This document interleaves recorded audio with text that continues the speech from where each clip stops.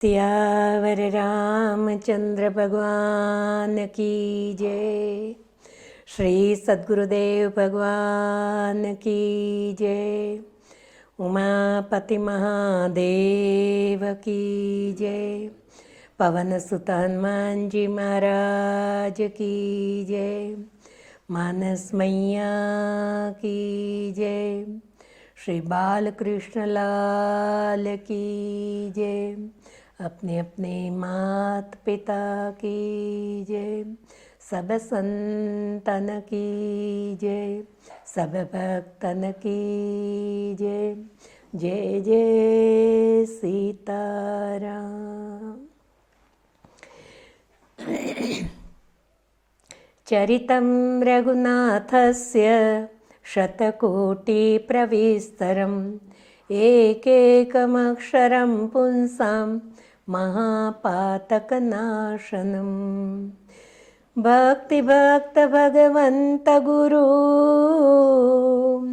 चतुरनाम वपुएक।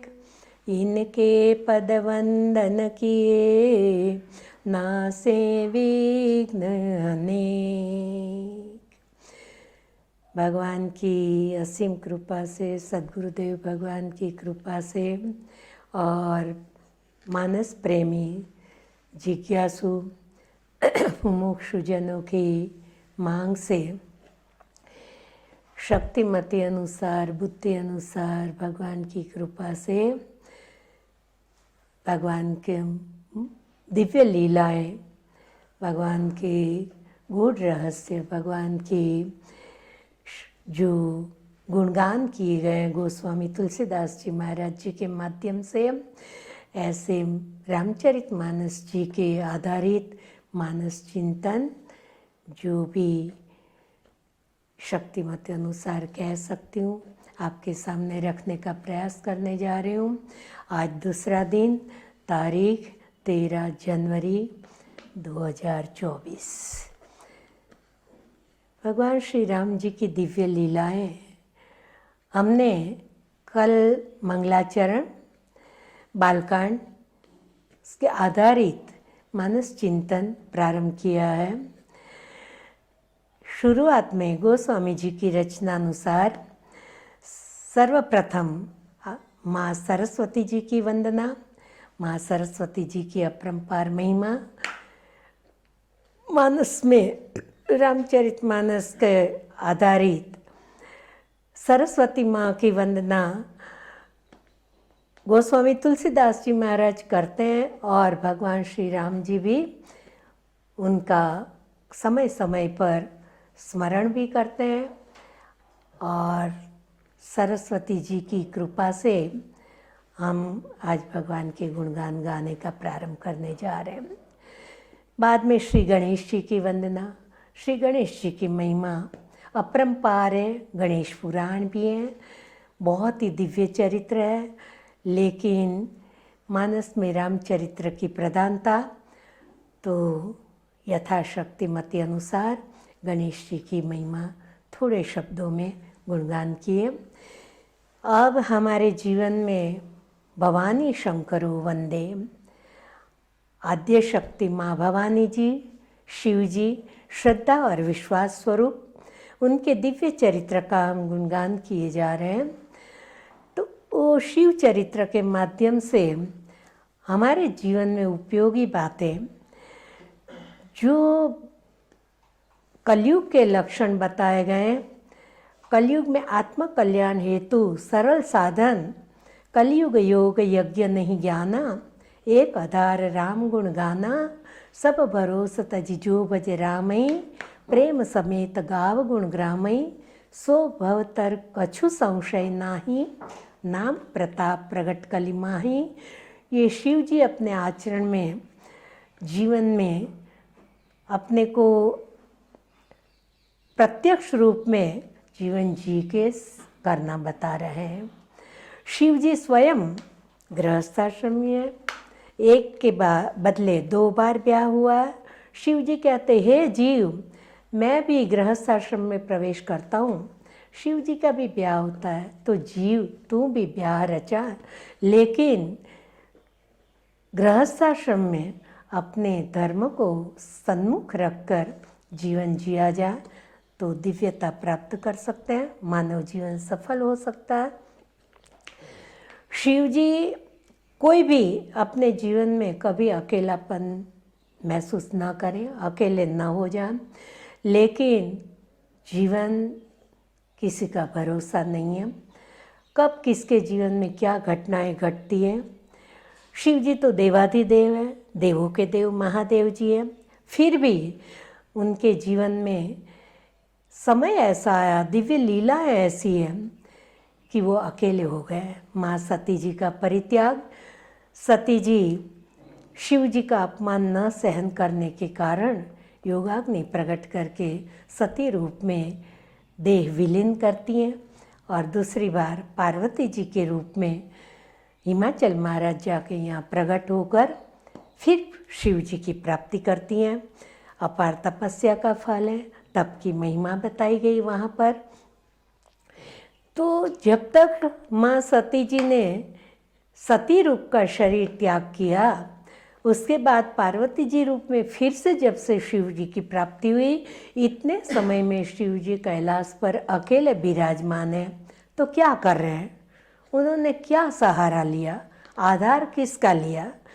तो हमें सीखने को मिलता है कि कभी हम कष्ट में हो, मुसीबत में हो, हमारे पास कोई उपाय नहीं है, तब हम भी क्या आधार लेकर अपना जीवन आनंद से व्यतीत कर सकते हैं। देखिए दोहा नंबर करीब 75 बालकांड का। जब शिव जी कैलाश पर अकेले क्या कर रहे हैं, गोस्वामी जी ने अपनी मौलिक शैली के अनुसार बहुत ही व्यवस्थित ढंग से प्रसंग को बदल दिया। माँ भवानी जी का चरित्र सुंदर गाया, उसके बाद शिव जी क्या कर रहे हैं उनके चरित्र का हमें दर्शन करा रहे हैं। उमा चरित सुंदर में गावा, सुनऊ शंभुकर चरित सुहावा। यहाँ पर शिव जी का चरित्र सुहावना बताया गया, दुखी चरित्र नहीं है, सुहावना चरित्र। अब अकेले हैं, सती जी का वियोग भी है, फिर भी चरित्र सुहावा लिखा है। क्यों? उन्होंने अपना चरित्र सुहावना बना लिया। कौन सा आधार? अपने इष्ट का नाम का आधार लिया। जपई सदा रघुनायक नामा। अकेले हैं, क्या कर रहे हैं? व्यर्थ का प्रपंच कर रहे हैं, व्यर्थ की बातें कर रहे हैं, इधर उधर व्यर्थ के घूम रहे हैं? नहीं, सदा जपई सदा रघुनायक नामा। कैलाश पर विराजित भोलेनाथ सदा सर्वदा भगवान श्री राम जी के, अपने आराध्य देव के, अपने इष्ट देव के नाम का स्मरण कर रहे हैं, जप कर रहे हैं। जपई सदा रघुनायक नामा। जप और स्मरण में भी अंतर है।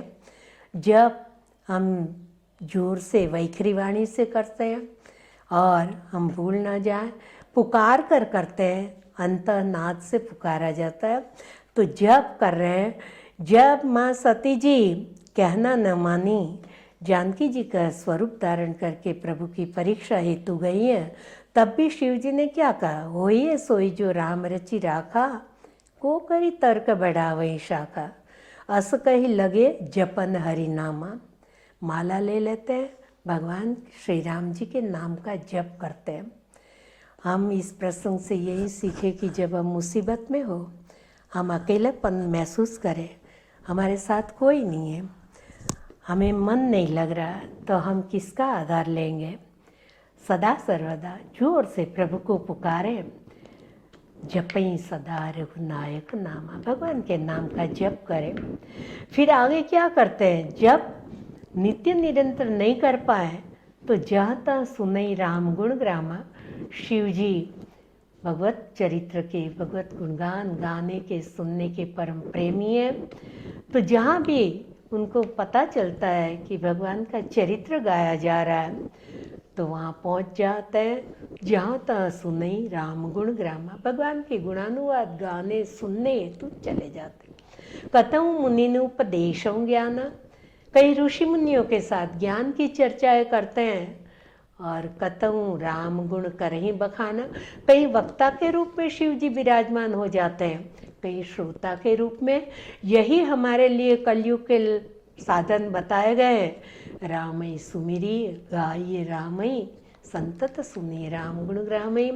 इस प्रसंग पर से हमारे जीवन के कल्याण हेतु हमारे लिए उपयोगी बातें, जब किसी का भी सहारा न हो, कोई भी हमारे साथ में न हो, हम अकेलापन महसूस करें, तब सदा सर्वदा हम अपने आराध्य देव इष्ट देव भगवान श्री राम जी के नाम का जप करें। प्रेम से उच्चारण जोर से करके जप के रूप में पुकारने से हमारा मन ज़्यादा एकाग्र हो जाता है। हम भगवान के नाम से जुड़े रहें, भगवान की दिव्य लीलाओं से जुड़े रहें, उनके गुणगान गाते रहें, उनके गुणगान सुनते रहें। इस कलिकाल में आत्म कल्याण हेतु इतना सरल साधन हमारे लिए शिव जी ने हमारे प्रत्यक्ष रखा है और खुद आचरण करके हमें बताया है कि हे जीव, चिंता न करो, न घबराओ, यही एक आधार है, यही आधार ले लो आप। अब शिव जी और राम जी परस्पर अपने को एक दूसरे के इष्ट मानते हैं, सेवक भी मानते हैं, स्वामी भी मानते हैं। दोहा नंबर 14 के बाद बालकांड में हम देख चुके हैं, सेवक स्वामी सखासिय पी के हित निरूपित सब विधि तुल सीखे। राम जी शिव जी को अपने इष्ट आराध्य मानते हैं। जैसे लंका में प्रभु प्रवेश करते हैं तो उस समय रामेश्वर भगवान की स्थापना करते हैं। राम जी के इष्ट, राम जी के ईश्वर अपने आराध्य का स्थापन किया, कितना प्रेम भाव से विधि विधान से पूजन किया और बाद में समुद्र पार सेतु बन बांधा जाता है। तो अपने इष्ट का स्मरण प्रथम करें और शिव जी समय समय पर अपने आराध्य देव भगवान श्री राम जी का जप करते हैं, चिंतन मनन करते हैं, ध्यान करते हैं। यही हमारे लिए उपयोगी बातें हैं। फिर अब जब जब शिव जी को विश्वास स्वरूप बताए गए, हम भगवान के गुणगान गाते हैं, सुनते हैं, तो हमें किस जगह होना चाहिए? बट विश्वास अचल निज धर्मा। शिव जी स्वयं जब प्रभु के गुणगान गाने का प्रारंभ करते हैं तो बटतर का अपना प्रारंभ करते हैं, तो शिव जी का जो विश्राम स्थान है वहाँ पर जाते हैं। सहज अपने आसन बिछाकर बट की छाया में कथा का प्रारंभ करते हैं माँ भवानी जी के सामने। और काकभूषुंडी जी महाराज भी चारों युग की साधना करते हैं नीलगिरी पर्वत पर, तो अपने आश्रम में चारों साधना का अलग अलग स्थान नक्की किया और चारों युग की साधना अलग अलग, जैसे सतयुग की साधना ध्यान धारणा समाधि है और त्रेता की साधना यज्ञ होम हवन आदि है। द्वापर में पूजा व्याधि साधन बताया गया और कलयुग में केवल नाम का आधार, भगवान के गुणानुवाद का आधार। 27 दोहे के ऊपर बालकांड में ये चौपाइयाँ गोस्वामी जी ने भाषाबद्ध की हुई है। ध्यान प्रथम युग मख विधि दूजे, द्वापर परितोषित प्रभु पूजे, कलि केवल मल मूल मलिना, पाप पयोनिधि जन्मन मीना, नाम काम तरु काल कराला, सुमिरत मिटहि सकल जग जाला। तो प्रथम युग सतयुग है, उसमें ध्यान प्रथम युग। मख विधि यानी यज्ञ का विधि विधान दूजे युग में, दूसरा युग त्रेता युग बताया गया। भगवान श्री राम जी का प्रागट्य त्रेता युग में हुआ। भगवान श्री राम जी का प्रागट्य ही चारों भैया का यज्ञ के माध्यम से हुआ। कुमार अवस्था में विश्वामित्र जी यज्ञ की रक्षा हेतु ले गए। जनकपुर में धनुष यज्ञ सफल करके आद्य शक्ति की प्राप्ति की भगवान ने, और 14 साल वनवास में भी चित्रकूट आदि जंगलों में भगवान श्री राम जी माँ जानकी जी बट की छाया के नीचे यज्ञ वेदिका बनाती हैं और भगवान वहाँ नित्य यज्ञ करते हैं। दोहा नंबर 236 अयोध्या कांड में चौपाइयाँ मिलेगी।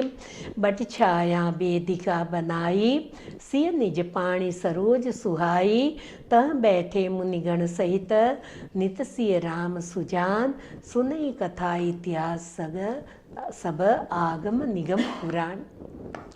तो 14 साल वन में भी भगवान नित्य यज्ञ करते हैं, क्योंकि त्रेता युग यज्ञ का काल माना गया। और 14 साल पूर्ण होने पे भगवान जब अवध में वापस लौटते हैं, राज्याभिषेक का प्रसंग धामधूम से मनाया जाता है। उसके बाद भी भगवान श्री राम जी ने अश्वमेघ यज्ञ किया। तो ये त्रेता युग यज्ञ का काल है। द्वापर परितोषित प्रभु पूजे। द्वापर युग में भगवान श्री कृष्ण जी का प्रागट्य है। वही त्रेता के राम, वही द्वापर में श्री कृष्ण रूप में जो विराजमान हुए। अब कृष्ण जी सेवा पूजा से परितोषित प्रभु पूजे, संतुष्ट होते हैं, राजी होते हैं, प्रसन्न होते हैं सेवा और पूजा से। आज भी बाल कृष्ण लाल जी की जो सेवा पूजा अर्चना करते हैं, वो खूब अपने मनोभाव से, प्रेम भाव से अपनी सेवा पूजा में अनुरक्त हो जाते हैं। भक्तजन भगवान का श्रृंगार भोग आदि उसी में डूबे रहते हैं। तो द्वापर युग की साधना यही बताई गई है। लेकिन कलयुग की साधना केवल हरिगुण गाहा और नाम जप, नहीं कलिकर्मण भक्ति विवेकु राम नाम अवलंबनेकु, यह कलिकालन साधन दूजा, योग यज्ञ जप तप व्रत पूजा। बस यही साधन है, भगवान के नाम का स्मरण, गुणगान गाना, गुणगान सुनते रहें। यह कलिकाल मलाय तन, मन करी देखो विचार, श्री रघुनायक नाम तजी, नहीं कछुआन आधार। इस कलिकाल में हमारे लिए भगवान के नाम के सिवा सरल साधन कोई आधार नहीं है। मेरे भाई बहन, हम लोगों की माप नाप तोल अलग है, हम कुछ न कुछ अलग ही समझ लेते हैं। लेकिन संतों के मतानुसार उनकी विचारधारा, उनके नाप तोल अलग है। हम कहते हैं ये कठिन कलयुग है, इसमें कुछ भी अच्छा नहीं है, सब बुराइयां हो रही है। लेकिन संत जन कहते हैं कि सबसे अच्छा कलयुग है। चारों युग में सबसे ज़्यादा सुंदर महिमा और बड़प्पन कलयुग की साधना बताया। 103 नंबर दोहा उत्तरकांड का गोस्वामी जी ने भाषाबद्ध किया हुआ है, हमारे सामने रखा। ये कलयुग समयुग आन नहीं, जो नर कर विश्वास। यदि हम विश्वास से माने तो कलयुग जैसा अच्छा, बढ़िया और सुंदर, सरल, लाभदायी युग हमारे लिए और कोई नहीं है। क्यों? कितना सरल साधन है, कोई कठिन साधन और हम कर भी नहीं पाएंगे। देश काल समय ऐसा है, तो एकदम सरल साधन आत्मकल्याण हेतु गाय राम गुण गण विमल, भवतर बिना ही प्रयास। भगवान के गुणानुवाद गाते सुनते बिना प्रयास के, बिना मेहनत के हम सहज ही भवसागर पार हो सकते हैं। ये कलयुग के लक्षण है मेरे भाई बहन अपने लिए। तो हम कलिकाल में अभी जी रहे हैं, हमारे लिए सरल साधन यही बताया गया है। और यही 4 युग की 4 साधना काकभूषुंडी जी महाराज नीलगिरी पर्वत पर उत्तरकांड में करीब 56 से 60 दोहे के बीच में हम देखते हैं चारों युग की साधना कर रहे हैं। किस तरह से, कहाँ पर ध्यान कहाँ करते हैं? प्रथम युग की साधना है ध्यान धारणा समाधि। तो पीपर तरुतर ध्यान जो धरी, पीपल के वृक्ष के नीचे ध्यान की साधना है, समाधि की साधना है। पीपर तरुतर ध्यान जो धरी, जाप यज्ञ पा करी तर करी। जप यज्ञ करते हैं, पाकरी यानी पीपल, गुजराती में पीपल का वृक्ष और पीपड़ा जो वो अलग अलग होता है। हिंदी में जिसको पीपल कहते हैं उसको गुजराती में पीपड़ो बोलते हैं, और जो पाकरी है उसको पीपल बोलते हैं। तो पाकरी के वृक्ष के नीचे जप यज्ञ की साधना बताई गई। आम छा कर मानस पूजा, आम्र वृक्ष के नीचे मानसिक पूजा, मानसिक पूजा की बहुत भारी महिमा बताई गई है। प्रत्यक्ष पूजन में हमें बहुत साधन जोड़ने पड़ते हैं। कभी हमारी बाह्य वृत्ति कोई चीज़ समय पर न मिली तो हम थोड़े झुंझला जाते हैं, थोड़े आक्रोश में आ जाते हैं, हमारा मन बाहर की ओर भी रहता है। लेकिन मानस पूजा मन एकाग्र हो जाता है, मन चिंतन उसमें जुड़ा रहता है तो मानसिक सेवा की बहुत बड़ी साधना बताई गई। और हम जानते हैं, देखते हैं, ऐसे भक्तों के चरित्र हमें सुनने को मिलते हैं जिन्होंने मानस पूजा करके स्वयं परमात्मा की प्राप्ति की।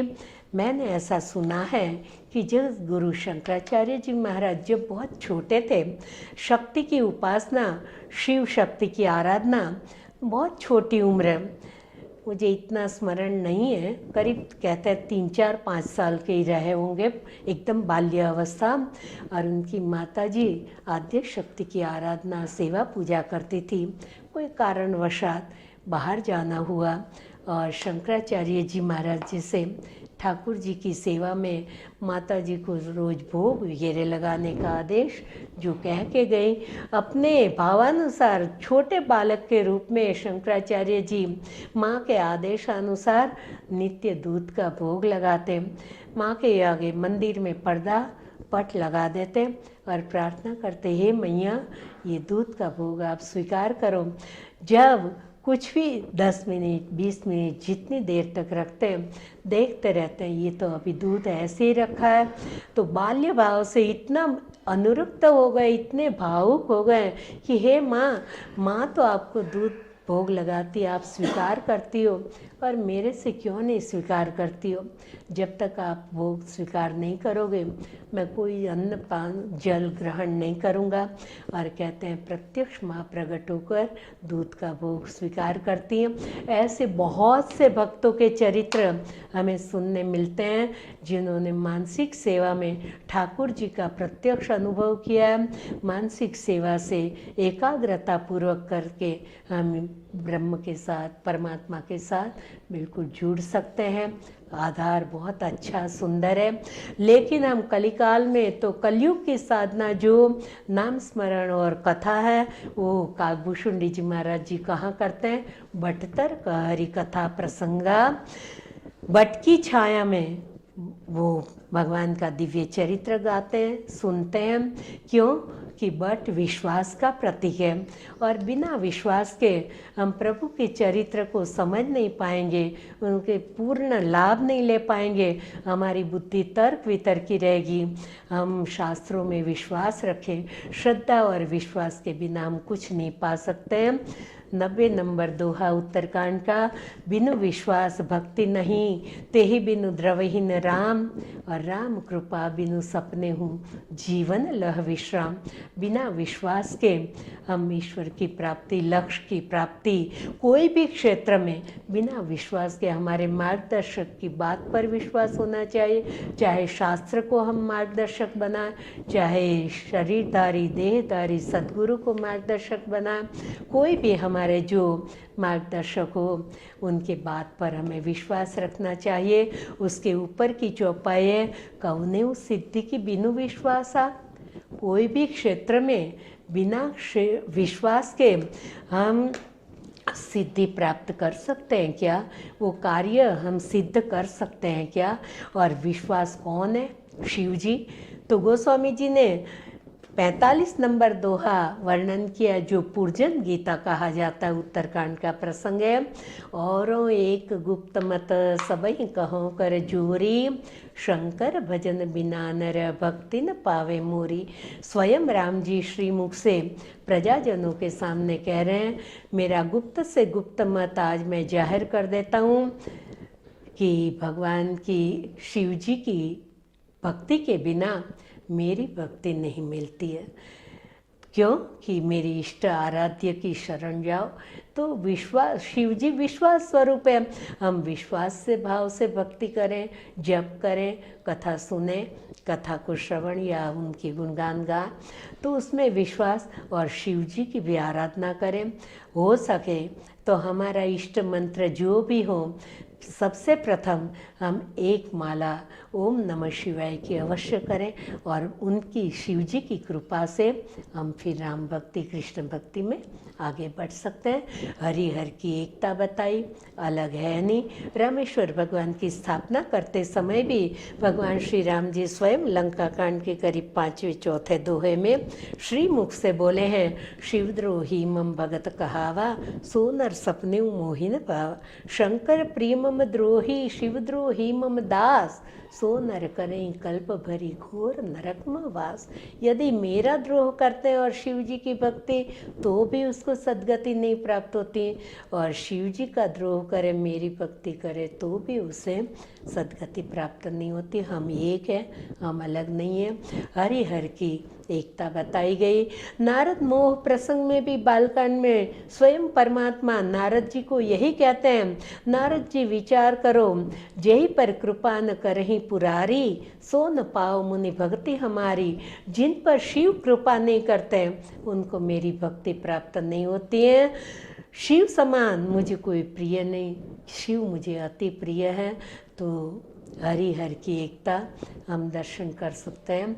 इसी प्रकार से रामचरित्र सुनने के लिए, उसमें प्रेम पाने के लिए, उसमें भाव बढ़ाने के लिए याज्ञवल्क्य जी महाराज जी ने भरद्वाज जी को जरा देखने के लिए कि भाई इनको राम भक्ति में कितनी रुचि है, इसीलिए सर्वप्रथम शिव चरित्र का प्रारंभ किया, जो कल हम शिव चरित्र शक्तिमती अनुसार गुनगुना रहे थे। कितना भाव है, कितना शिव भक्ति से हमें शिव चरित्र में से गृहस्थाश्रम जीवन में कितनी बातें सीखने को मिलती है, हमें आधार मिलता है, उसमें से हम जीवन में उपयोगी बहुत सी बातें स्वीकार कर सकते हैं। माँ सती जी ने जब शरीर विलीन किया, पार्वती जी रूप में वो प्रकट हो गई। शिव चरित्र जब प्रारंभ होता है, अब ये शिव चरित्र भगवान का, हरिहर के दोनों चरित्र अति विचित्र है, हमारी बुद्धि का विषय नहीं है। मन बुद्धि चित्त अहंकार ये सब छोड़कर परमात्मा की परिपूर्ण शरणागति लेने पर हम पा सकते हैं, बुद्धि का विषय नहीं है। वरना जो मतिमन मोह के अधीन वो कुछ न कुछ विचार कर बैठता है।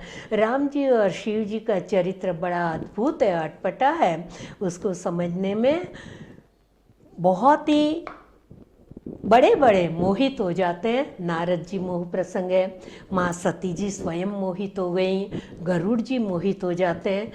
तो ज्ञानी भगत शिरोमणि, त्रिभुवन पति करियान, ताहिन मोह माया प्रबल, पामर करहि गुमान।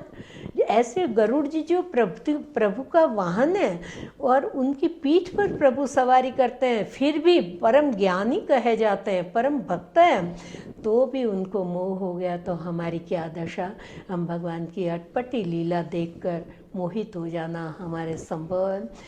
प्रभु तेरी लीला अटपटी, झटपट लखे न कोय, जो मन की खटपट मिटे तो चटपट दर्शन होए। हम मन की खटपट को छोड़कर परिपूर्ण विश्वास के साथ, श्रद्धा के साथ हम भगवत चरित्र सुने, शिव जी का चरित्र, हम उसमें थोड़ा आगे बढ़े। माँ पार्वती जी पिता के घर गई, शिव जी ने परित्याग किया था, वहाँ शिव जी का अपमान सह न सकी, बहुत ही आक्रोश में सभा के मध्य में माँ खड़ी हो गई और आक्रोश के कारण सभी को अपने अपने कर्म का फल भुगतने को कहकर और अपना देह विलीन करती है। सुनो सभासद सकल मुनिंदा, कही सुनी जिन शंकर निंदा, सो फल तुरत लहब सब काहूँ, भली भांति पछताओ पिताओ, संत शंभु श्रीपति अपवादा, सुनिए जहाँ त असी मर्यादा, काटिय तासु जिभ जो बसाई, श्रवण मुंदिनत चलिए पराई। असकई योग अगणित अनुजारा, भयो सकल मुख हाहाकार, हाहाकार मचिया, देह विलीन किया। अब माँ भवानी जी ने श्रीमुख से ये कहा कि इतने की निंदा करने में कितना अपराध है। वैसे निंदा तो किसी की नहीं करनी चाहिए, यदि हम किसी के हितैषी हैं तो उनके मुंह पर कहना वो निंदा नहीं है, लेकिन मुंह पर मीठा मीठा बोलकर पीठ के पीछे हम बोले उसको निंदा कहा गया है। बाकी जैसे अनेक भक्तों के चरित्र मिलते हैं, उनको जितना जितना दुर्जनों के द्वारा सताया गया, जो भी भगवान की लीला, जो कारण हो, तो वो सब जाहिर तो हुआ, तो क्या उन्होंने निंदा की है? जैसे मीराबाई में पद में गाया, राणा भेजो विष को प्यालो। अब उनके देवर ने उनके लिए विष का प्याला भेजा, ये बात जाहिर में बोली तो उसको निंदा नहीं कही जाती। वो पीठ के पीछे नहीं बोल रही, वो जाहिर कर रही हैं कि जब उसने विष का प्याला भेजा तभी तो अनुभूति हुई उनके परम रक्षक की कि भाई विष का प्याला नहीं भेजते हैं तो मेरे रक्षक बड़े सामर्थ्यवान हैं, उन्होंने मेरे लिए ये विष अमृत बना दिया। उसकी अनुभूति कैसे हो सकती थी? तो ये जाहिर किया तो उसको थोड़ी निंदा कही जाएगी। अब महाभारत वगैरह आदि ग्रंथों में, श्रीमद् भागवत जी में अनेक भक्तों के चरित्र हैं, अनेक ऐसे प्रसंग मिलते हैं जो विपरीत व्यवहार भी देखने को मिलता है। और ये सब बातें ध्रुव जी के जीवन में देखें कि माँ ने उनका अपमान किया, नहीं बैठने दिया पिता की गोद में और दुखी हो गए और परम की प्राप्ति हेतु निकल पड़े। प्रहलाद जी को सगे पिता ने कितना दुख दिया और दुख देकर आखिर उनको गरम खंभा पकड़वाया, तभी नरसिंह भगवान का प्रागट्य हुआ, उनके रक्षक की अनुभूति हुई। तो ये सभी प्रसंगों में जो विपरीत दशा हुई है उसका वर्णन तो आया है, तभी तो भगवान ने कैसे रक्षा की, कैसे बचाया, उस बात को प्रमाणित किया जाएगा, बताया जाएगा। सामने कोई घटना घटी नहीं है तो फिर वो भगवान की कृपा का अनुभव कैसे कराया जाएगा? तो उस बात को निंदा नहीं कही जाती है।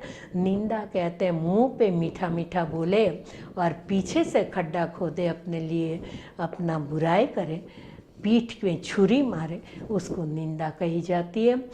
तो कितने जनों, किसी को हम संत ना कहें, हमारी श्रद्धा नहीं है तो, और कहें तो किसी की निंदा न करें, हमारा मन नहीं मानता है तो वहाँ से हम दूर हो जाए। बाकी संत जनों की हम निंदा न करें। संत शंभु शिव जी की निंदा न करें। संत शंभु श्रीपति अपवादा, परमात्मा की निंदा न करें। आज कई लोगों को श्रद्धा नहीं है तो अखिल ब्रह्मांड नायक भगवान श्री राम जी को भी काल्पनिक मानते हैं, नहीं स्वीकार करते हैं। भगवान की ऐसी हस्ती कोई नहीं है, ऐसी कोई महाशक्ति नहीं है। ऐसे कितने प्रकार के जीव हैं जो अपने अपने ढंग से, लेकिन वो उसके लिए ठीक नहीं है। यहाँ तो थोड़ा कड़क बात बताई गई कि निंदा करने वाले की तुम्हारे बस की बात चले तो उसकी जीभ काट लो, और यदि जीभ न काट सको तो कान बंद करके वहाँ से निकल जाओ। क्यों? कि निंदा करने वाला जितना अपराधी है उससे अधिक सुनने वाला अपराधी है। जीभ काटना यानी छुरी लेकर नहीं काटना है, ऐसे ऐसे उसको उत्तर दो, ऐसे शास्त्रार्थ, ऐसी उसको जवाब दो। आपको उसके सामने बताने, सही बात बताने की सामर्थ्य होनी चाहिए। यदि नहीं बता सकते हो यानी उसकी बोलती बंद कर दो। जीभ काटना यानी वो उत्तर न दे पाए, उसके पास कोई उसका जवाब न मिले, उसको जीभ काटना। जीभ काटना यानी जबान ऐसे हिंसा की बात अपने शास्त्रों में नहीं है। उसको समझने का तक कई प्रकार के अर्थघटन लोग कर सकते हैं, लेकिन अपने शास्त्र हमें हिंसा नहीं सिखाते। हम उसकी ऐसी ऐसी जवाब दे सकें कि उसकी बोलती बंद करें। अब माँ पार्वती जी, सती जी ने देह विलीन किया, हिमाचल महाराजा के यहाँ पार्वती जी रूप में प्रकट हो गई। आनंदी दिव्य वातावरण आद्य शक्ति का प्रागट्य है। जगदम्बा साक्षात जहाँ प्रकट हुई है वहाँ का वर्णन कौन कर सकता है। प्रकृति भी बहुत ही प्रसन्न है, चारों ओर दिव्य वातावरण बन चुका है। नारद जी को मालूम हुआ और नारद जी आद्य शक्ति के दर्शन हेतु पधारते हैं। नारद समाचार सब पाए, कौतुक हिमगिरी गेह सिधाए। और कौतुक से देखने के लिए, आश्चर्य से हिमाचल महाराजा के घर पधारते हैं। कौतुक हिमगिरी गेह सिधाए। अब हिमाचल महाराजा मैना देवी उनका आदर सत्कार करती हैं। खूब आदर भाव से उनको आसन देती हैं, प्रेम भाव से उनका सम्मान करती हैं, चरण प्रक्षालन करते हैं, भाव सेवा पूजा करते हैं और बाद में बेटी को बुलाकर चरणों में प्रणाम कराते हैं। ये परंपरा है।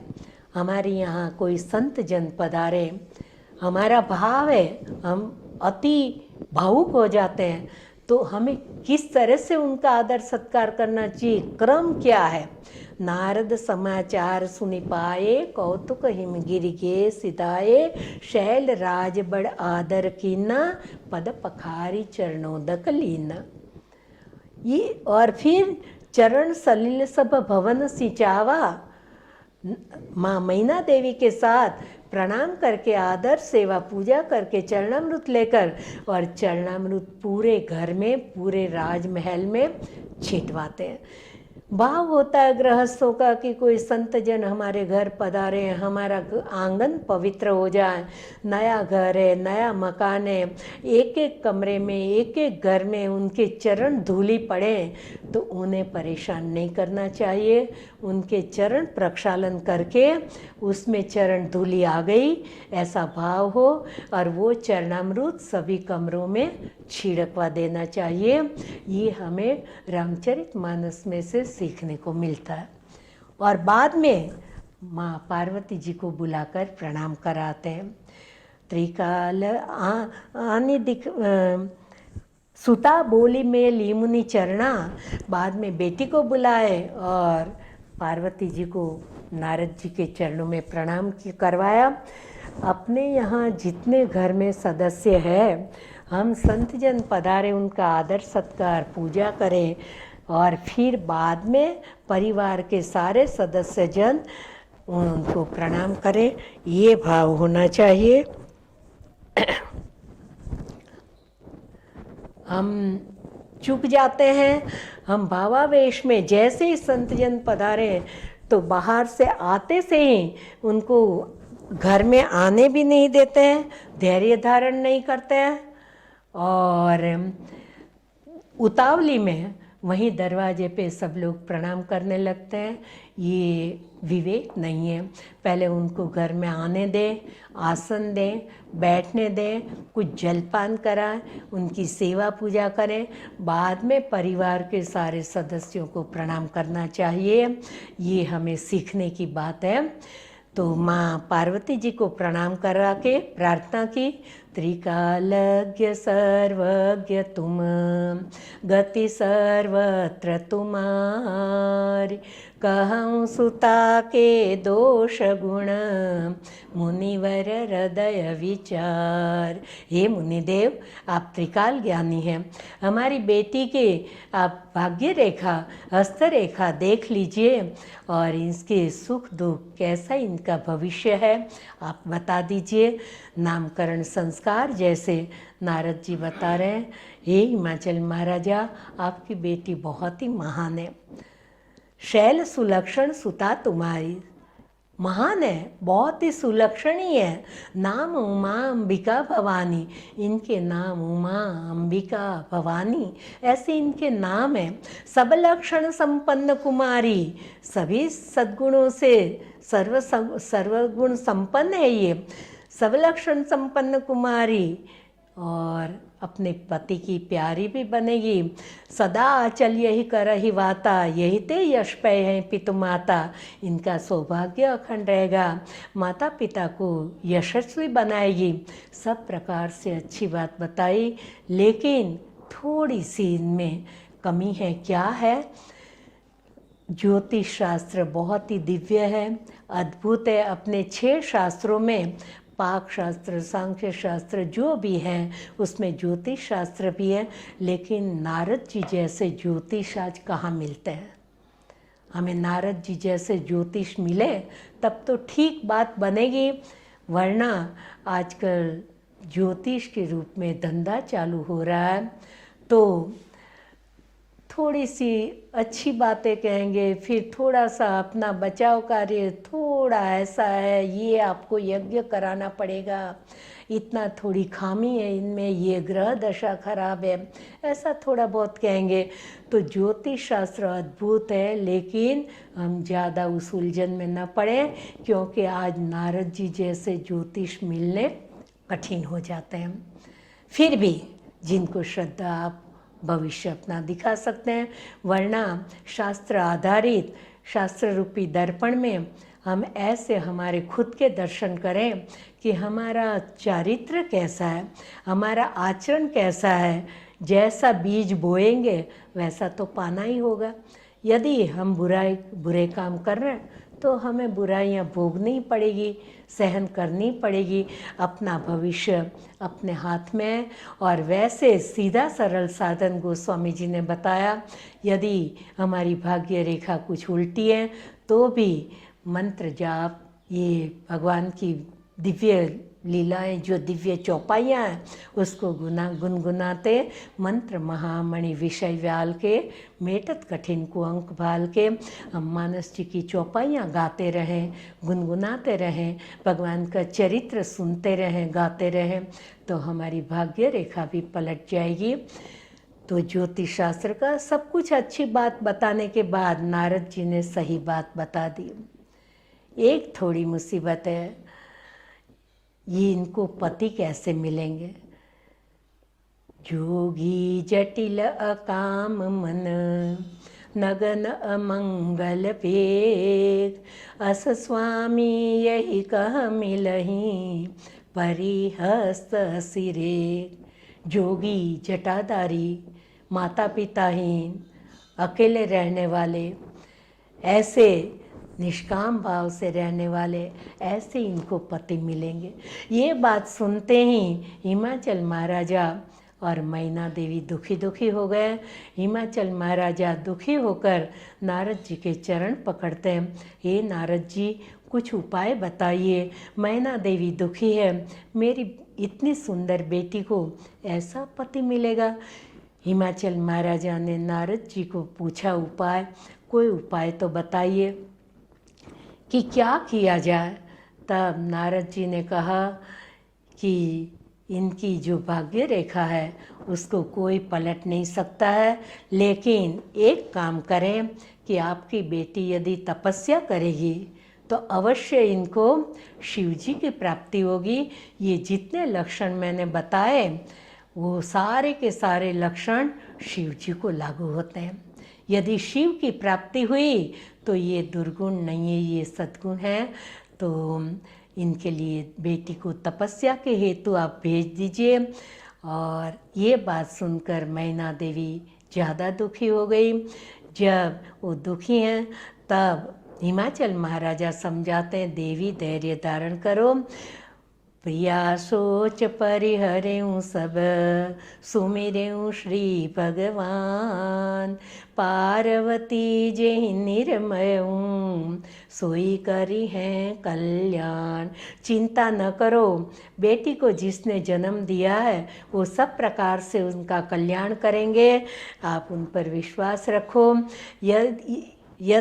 यदि आपको बेटी पर बहुत ही प्रेम है, यद्यपि सुता पर नेहूँ तो अस जाय सिखावन देहूँ, इतना प्यार है अपनी लाडली बेटी पे तो जाकर उसको ऐसे सिखावन दो कि वो तपस्या का प्रारंभ करें। मैना देवी बहुत भावुक हो गई। माँ पार्वती जी को गोद में लेकर लाड दुलार प्यार के साथ उनका मस्तक संवारती है और बोल नहीं पाती, नेत्रों में प्रेमाश्रु है। मैं कैसे कहूँ, हम इतने बड़े हो गए हैं, इतनी साधना, इतनी भारी तपस्या नहीं कर पाते हैं। इतनी छोटी बेटी, इतनी सुकोमल प्यारी सी बेटी जंगल में तपस्या करने में कैसे भेजूँ, बोल नहीं पाती। लेकिन ये तो जगत जननी है, आद्य शक्ति कोई साधारण बेटी तो है नहीं।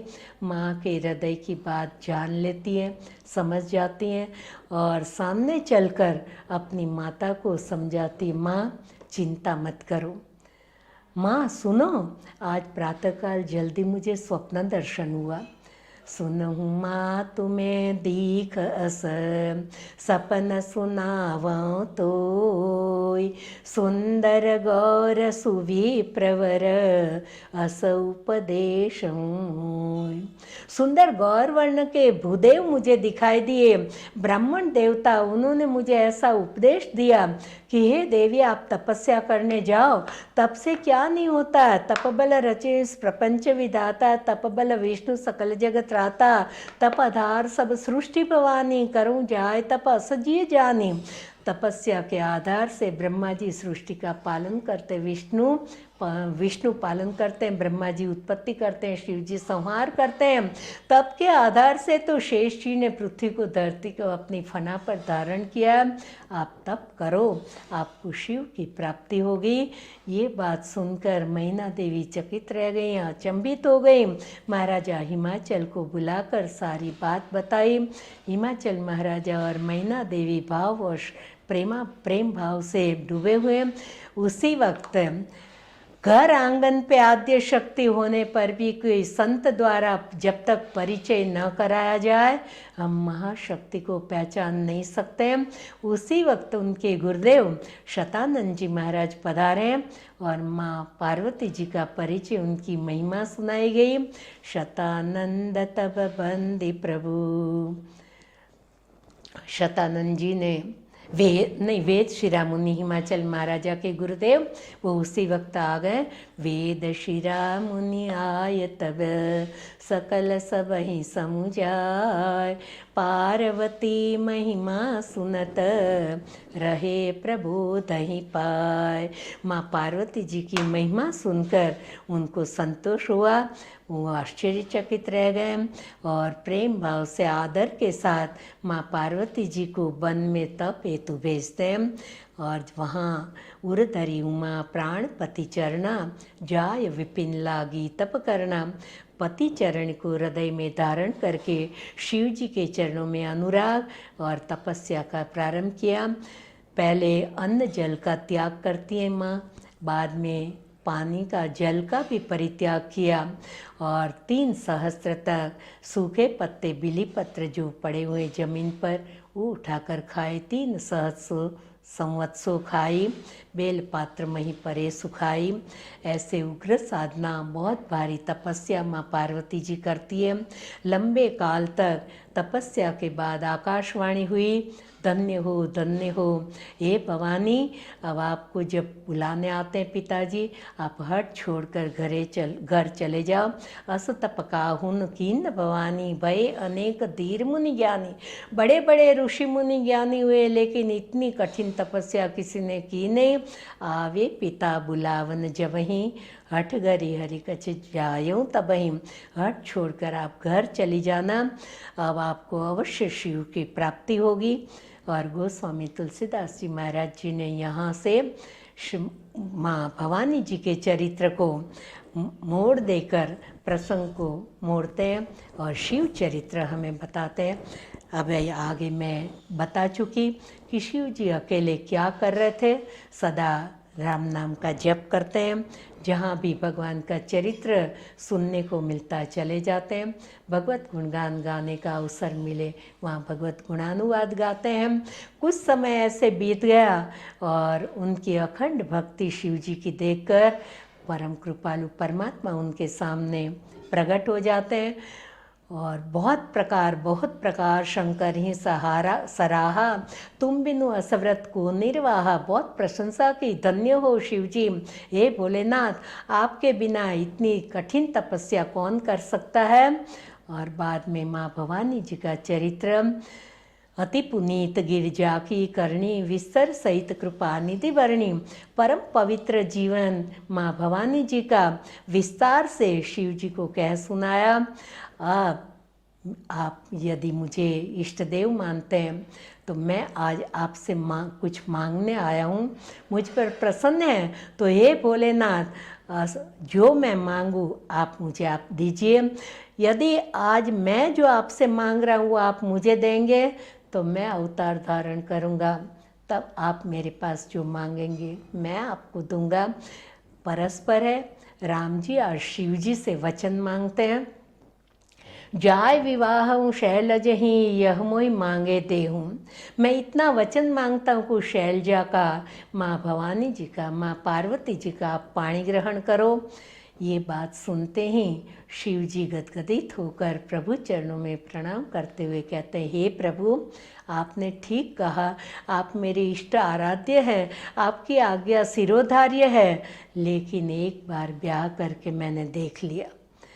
आज्ञा सिर पर नाथ तुम्हारी, कह शिव यद्यपि उचित नाही, वे योग्य तो नहीं है, लेकिन मैं आपकी आज्ञा भी नहीं टाल सकता हूँ। तो राम जी ने शिव जी को दूसरी बार ब्याह करने के लिए बाध्य किए। यहाँ पर जीवात्माओं को उपयोगी चौपाए, मातु पिता गुरु प्रभु की बानी, बिन ही विचार करिए शुभ जानी। अपने जो हितैषी हैं, माता पिता गुरुजन, वो अपने परम हितकारी हैं। सद्गुरु है वो निर्लोभी दाता है। सद्गुरु हमसे क्या चाहते हैं, हम उनको क्या दे सकते हैं, हमारी उनके सामने क्या हैसियत है, हमारी औकात ही क्या है कि हम उनको कुछ दे सकें। उन्हें हमसे कुछ भी नहीं चाहिए। सद्गुरुदेव भगवान कहते थे, सद्गुरु है वो निर्लोभी दाता है, वो कुछ बिना लोभ के, बिना आशा अपेक्षा के जीव मात्र के कल्याण करने वाले हैं। ऐसे माता पिता गुरुजनों की आज्ञा हमें सिरोधार्य करनी चाहिए। बिना सोच समझ के, बिना विचार के हमें स्वीकार कर लेनी चाहिए।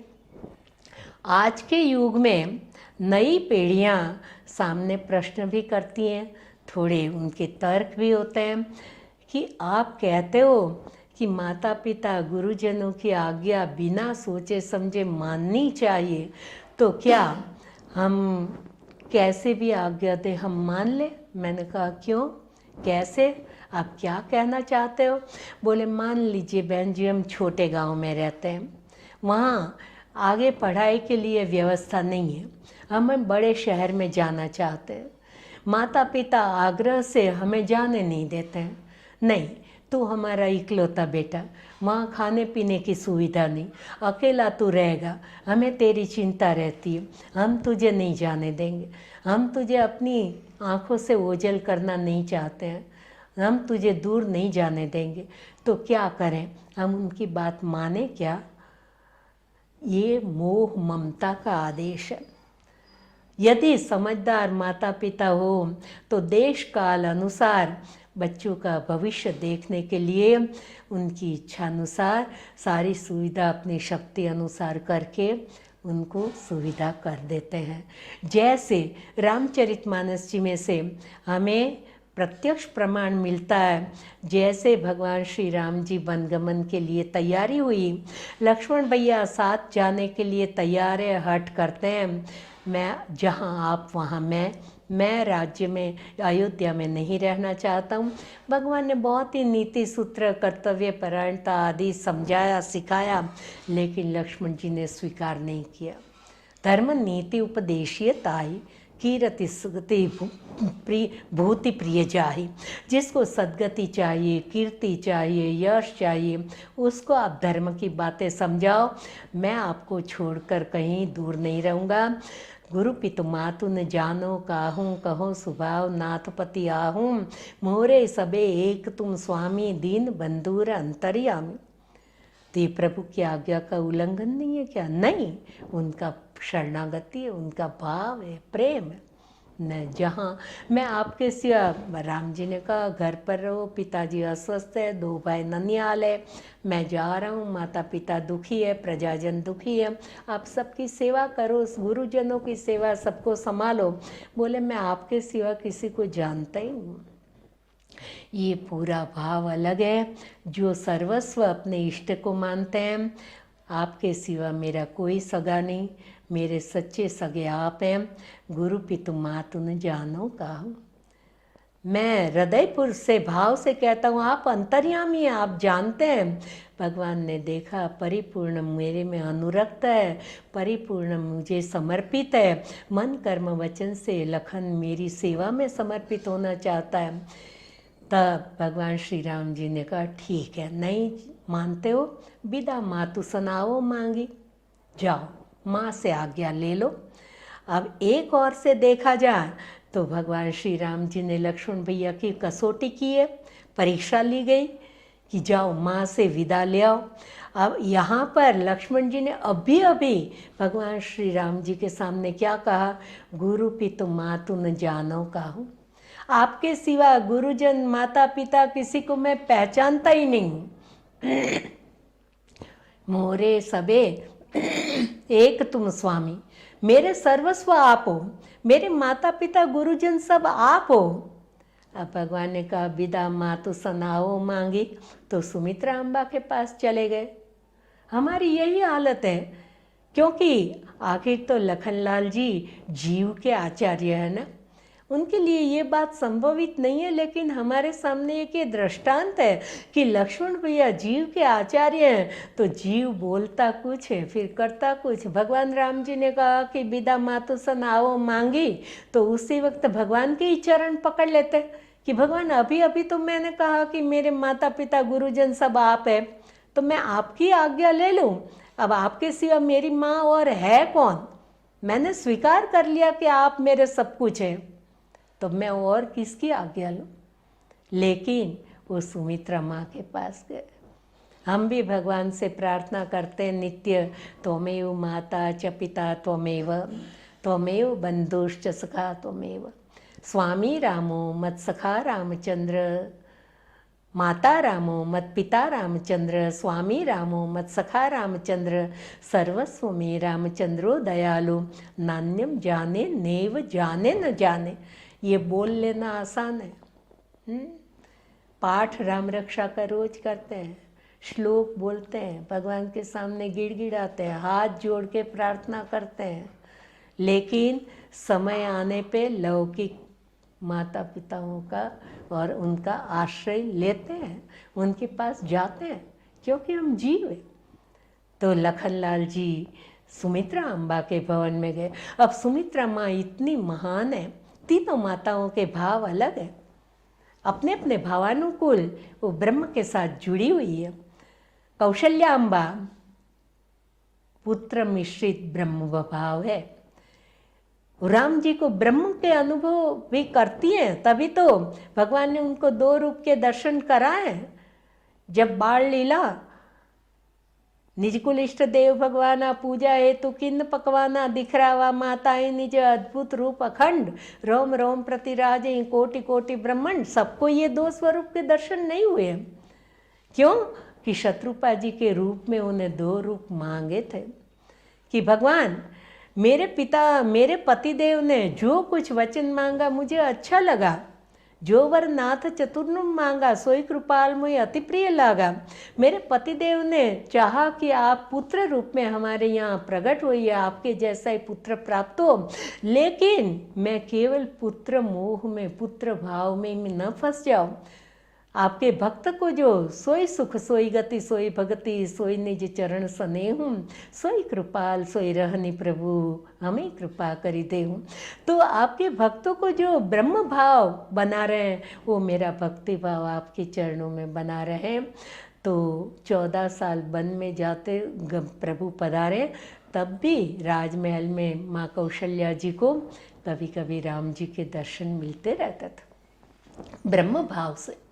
तो पुत्र मिश्रित ब्रह्म भाव है। कई माँ केवल पुत्र मानती हैं, वो ब्रह्म नहीं मानती हैं, और सुमित्रा अम्बा केवल ब्रह्म भाव है। जैसे ही लखनलाल जी महाराज सुमित्रा माँ के पास पहुँचे, उनको तो कुछ मालूम नहीं था। जब सारी बात बताई, अवगत कराया गया, मालूम हुआ, थोड़ा आक्रोश में एक बार कई माँ के लिए थोड़ा सुमित्रा अम्बा जी बोल गई है। प्रभु प्रेम के कारण पापिनी किन्न कुदाव, ऐसे समय में इन्होंने ये क्या कर दिया कई जी ने। बाकी कई कौशल्या माँ तो कभी भी कई माँ के लिए एक शब्द भी गलत नहीं बोली है। तो सुमित्रा माँ ने लखनलाल जी को और डांटा, फटकारा कि यदि राम वन में जाते हैं तो तुम्हारा अयोध्या में काम ही क्या है, तुम मुझे पूछने के लिए क्यों आए। जो पैसे ये राम बन जाही, अवध तुम्हार काज कछु नाही। और तुम वहाँ अभी कहते हो मेरे माता पिता सब कुछ आप हो, और अभी मुझे पूछने आए हो। तात तुम्हार मातु वै देही पिता राम सब भांति सने। आपके माता पिता सीताराम जी है, मुझे पूछने के लिए क्यों आए हो? हाँ, ये भगवान श्री राम सुमित्रा अम्बा ने लखनलाल जी को याद दिलाया, तुम्हारे माता पिता तो वही है, अवध तहाँ जा राम निवास होता ही दिवस जहाँ भानु प्रकाश। अयोध्या वही है जहाँ राम विराजमान होते हैं। तो मेरे भाई बहन, सुमित्रा अम्बा लखनलाल जी महाराज को सावधान करती हैं। सुमित्रा अम्बा ने भाव से, प्रेम से वो जानती हैं, समझती हैं, वास्तविक माँ है। उन्होंने राजी होकर लखन भैया को आज्ञा दे दी, जो पे सिय राम बन जाहि अवध तुम्हार काज कछु नाही। मान लीजिए कि इसकी जगह माँ मोह ममता के कारण कह देती कि बेटा तुम्हें नहीं जाना है, वनवास मिला है तो कौशल्या जी के बेटे को मिला है, मेरा बेटा क्यों दुख सहन करेगा, मैं नहीं जाने दूंगी, तुम्हें वन नहीं जाना है। तो क्या लक्ष्मण भैया माँ की आज्ञा मानते? उसी वक्त कह देते जा, तो तू मेरी माँ नहीं, मैं तेरा बेटा नहीं। लेकिन सुमित्रा अम्बा वास्तविकता माँ है, इसलिए वो तो धन्य हो गई, अपने आप को धन्यता का अनुभव करने लगी और कहने लगी, बेटा पुत्रवती उती जग सोई रघुवर भक्त जासु सुतोई नतरु बांझ बलि बादि बियानी। मैं धन्य हूँ, आज वही माँ पुत्रवती है जो भगवान की सेवा में जिनका बेटा समर्पित हो। मैं धन्य हो गई बेटा। तो ये वास्तविक माँ की आज्ञा है। तो यहाँ थोड़ा सोचने लायक है कि मात पिता गुरु प्रभु की बानी बिनहि विचार करिए शुभ जानी। देश काल समय के अनुकूल माता पिता समझदारी से अपने संतान को योग्य सिखावन दें और मोह ममता के अधीन होकर आज्ञा देंगे तो यदि समझदार बच्चा है और उसको वास्तविकता का ज्ञान है तो नहीं भी मानेगा। तो इस चौपाई को थोड़ा हम समझदारी से भी ले सकते हैं। जैसे दृष्टांत के रूप में कहते हैं कि आज गुरुजन भी भाव में, प्रेम में किसी को भी गुरु के पद पर हम स्वीकार कर लेते हैं। यदि वो गुरुदेव की पूरी पात्रता नहीं है, वो कुछ अयोग्य काम करने के लिए अपने शिष्य को आदेश दे दें, तो क्या शिष्य उसका आदर करेंगे, क्या मानेंगे? नहीं, सोच समझदारी से नहीं मानना चाहिए। ऐसे दृष्टांत देते हैं साधु संत की भी कई जगह। आज नारी मुई ग्रह संपत्ति नासी मुंड मुंडाए भय सन्यासी, ऐसे साधु संत जो केवल वेशधारी है गुरुजन बन जाते हैं। तो फिर वो यदि अपने शिष्य को कह दे कि मैं गांजा शराब पीना चाहता हूँ, मेरे लिए तैयार कर दो, और शिष्य क्या उनको ये करेगा? और यदि आज्ञानुसार उनके व्यसन है और तैयार कर दें, फिर वो नशे के रूप में नशा चढ़ेगा उनको और नशे के भाव से कुछ अयोग्य बोलेंगे कि अब मुझे चिता जल तैयार करके उस पर बिठा दो, और नशे नशे में बोले कि आग लगा दो, कि तो क्या शिष्य को करना चाहिए? तब वो समझेगा कि अभी गुरु जी नहीं बोल रहे, उनका नशा बोल रहा है। इस तरह से माता पिता भी कई बार मोह और ममता के नशे के कारण कुछ ऐसा आदेश दे तो नहीं मानना चाहिए। इसको समझदारी से, विवेक से, इस चौपाई को समझ से काम लेना चाहिए। शिव जी ने तो अपने इष्ट देव, आराध्य देव का आदेश है, स्वीकार कर लिया। मैं तैयार हूँ प्रभु, मात पिता गुरु प्रभु की बानी बिनहि विचार करिए शुभ जानी।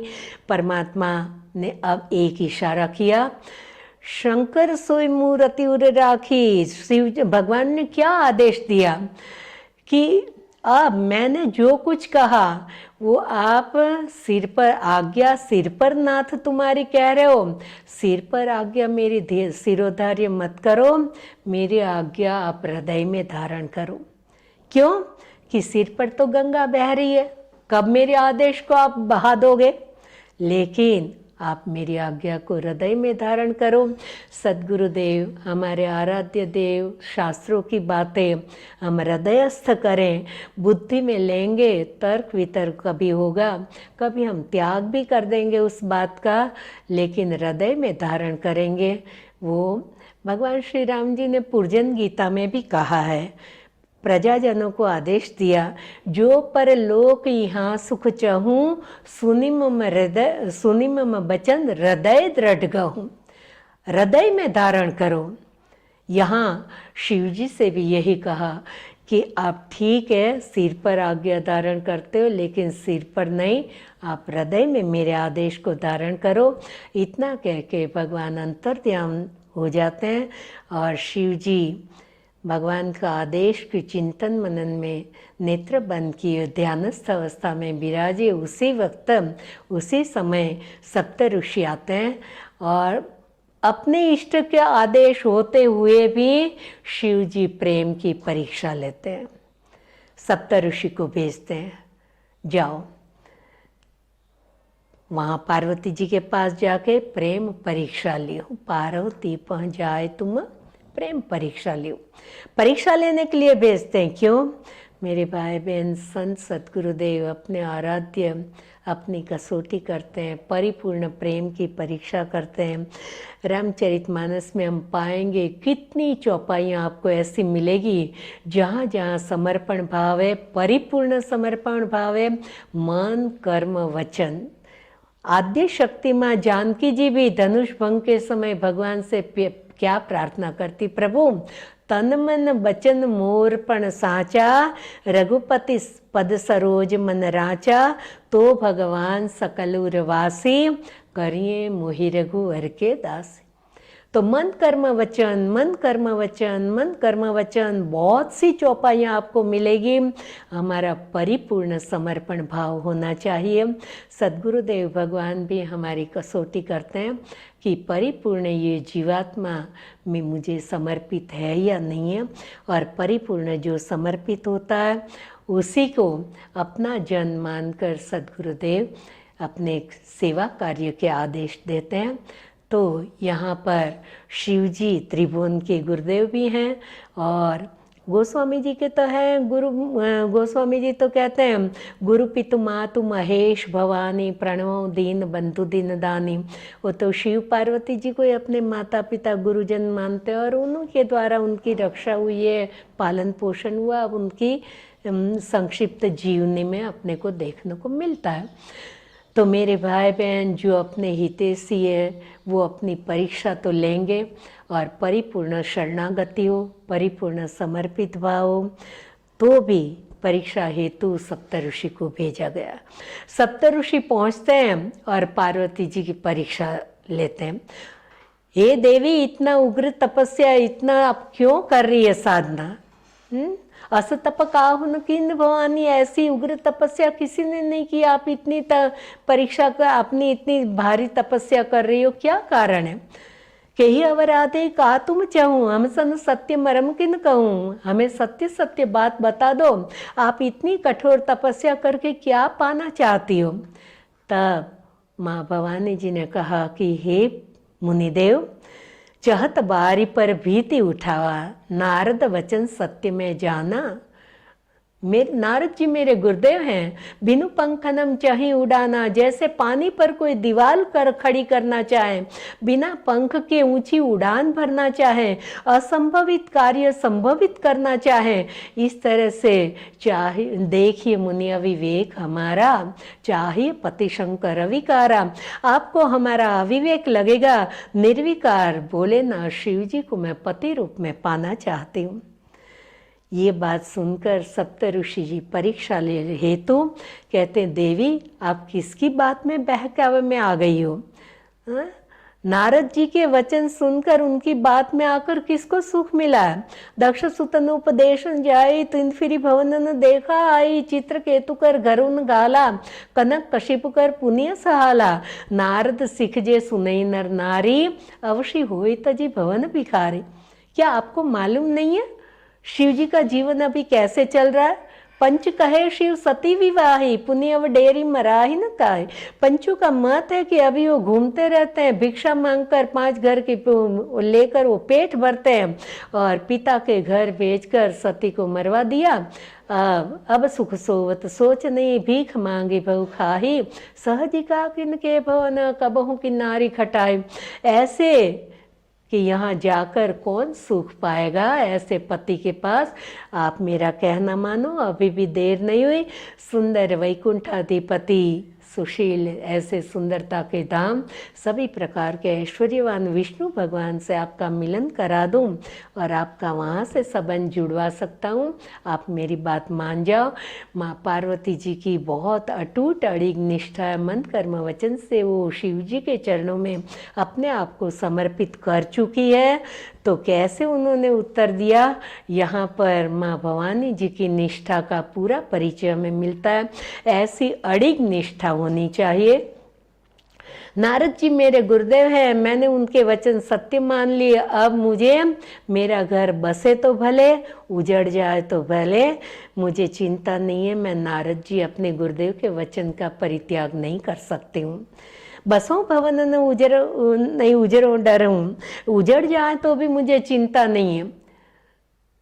नारद सिख जे सुनिए, गुरु के बचन प्रतीत न जेहि, सपने सुगमन सुख सिदिते। नारद बचन मैं परिहर हूँ, बसों भवन उजरो नहीं डरूं।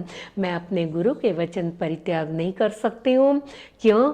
गुरु वचन में जिसको विश्वास नहीं है, उसको स्वप्न में भी सुख सिद्धि कभी मिल नहीं सकती है। मेरे भाई बहन, अपने गुरुदेव अपने परम हितैषी है। दुनिया ठुकराएगी पर सद्गुरुदेव नहीं छोड़ते हैं।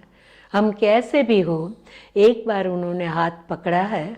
गुरुदेव बार बार कहा करते थे, निश्चिंत रहो, भगवत शरणागति कभी भयप्रद नहीं होती है। जब मैं छोटी थी, जब ये जीवन नक्की हुआ, गुरुदेव के पास पिताजी कभी की कोई पात्र की बात करते थे, कोई शिष्य की, कि बड़े उग्र स्वभाव की या गुरुदेव की आज्ञा का उल्लंघन किया, और फिर गुरुदेव ने उसको कहा चले जाओ यहाँ से। गुरुदेव बड़े सुकोमल है, हाँ? कभी वो कठोरता धारण नहीं करते, और कठोर बनते हैं तो शिष्य के हित के लिए। उनके मार में भी प्यार है, उनके प्यार में भी प्यार है। तो ऐसी बात सुनकर पूरी समझ नहीं, घबरा जाती थी। एक बार मैंने गुरुदेव को पत्र में लिखा, वो सद्गुरुदेव भगवान के हस्ताक्षर लिखित पत्र, इसमें मैं रखूँगी।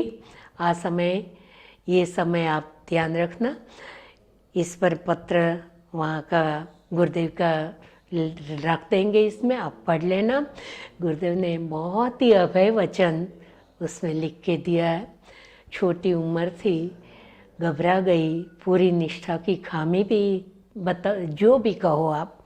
तो गुरुदेव को मैंने लिखा, भगवान, हम गुरुदेव को भगवान के नाम से संबोधन करते थे, तो हमारे गुरुदेव को मैंने लिखा, भगवान अभी तो मैं छोटी हूँ, साधारण जीव हूँ, ना जाने आज के वातावरण में कभी कुछ गलती हो जाए।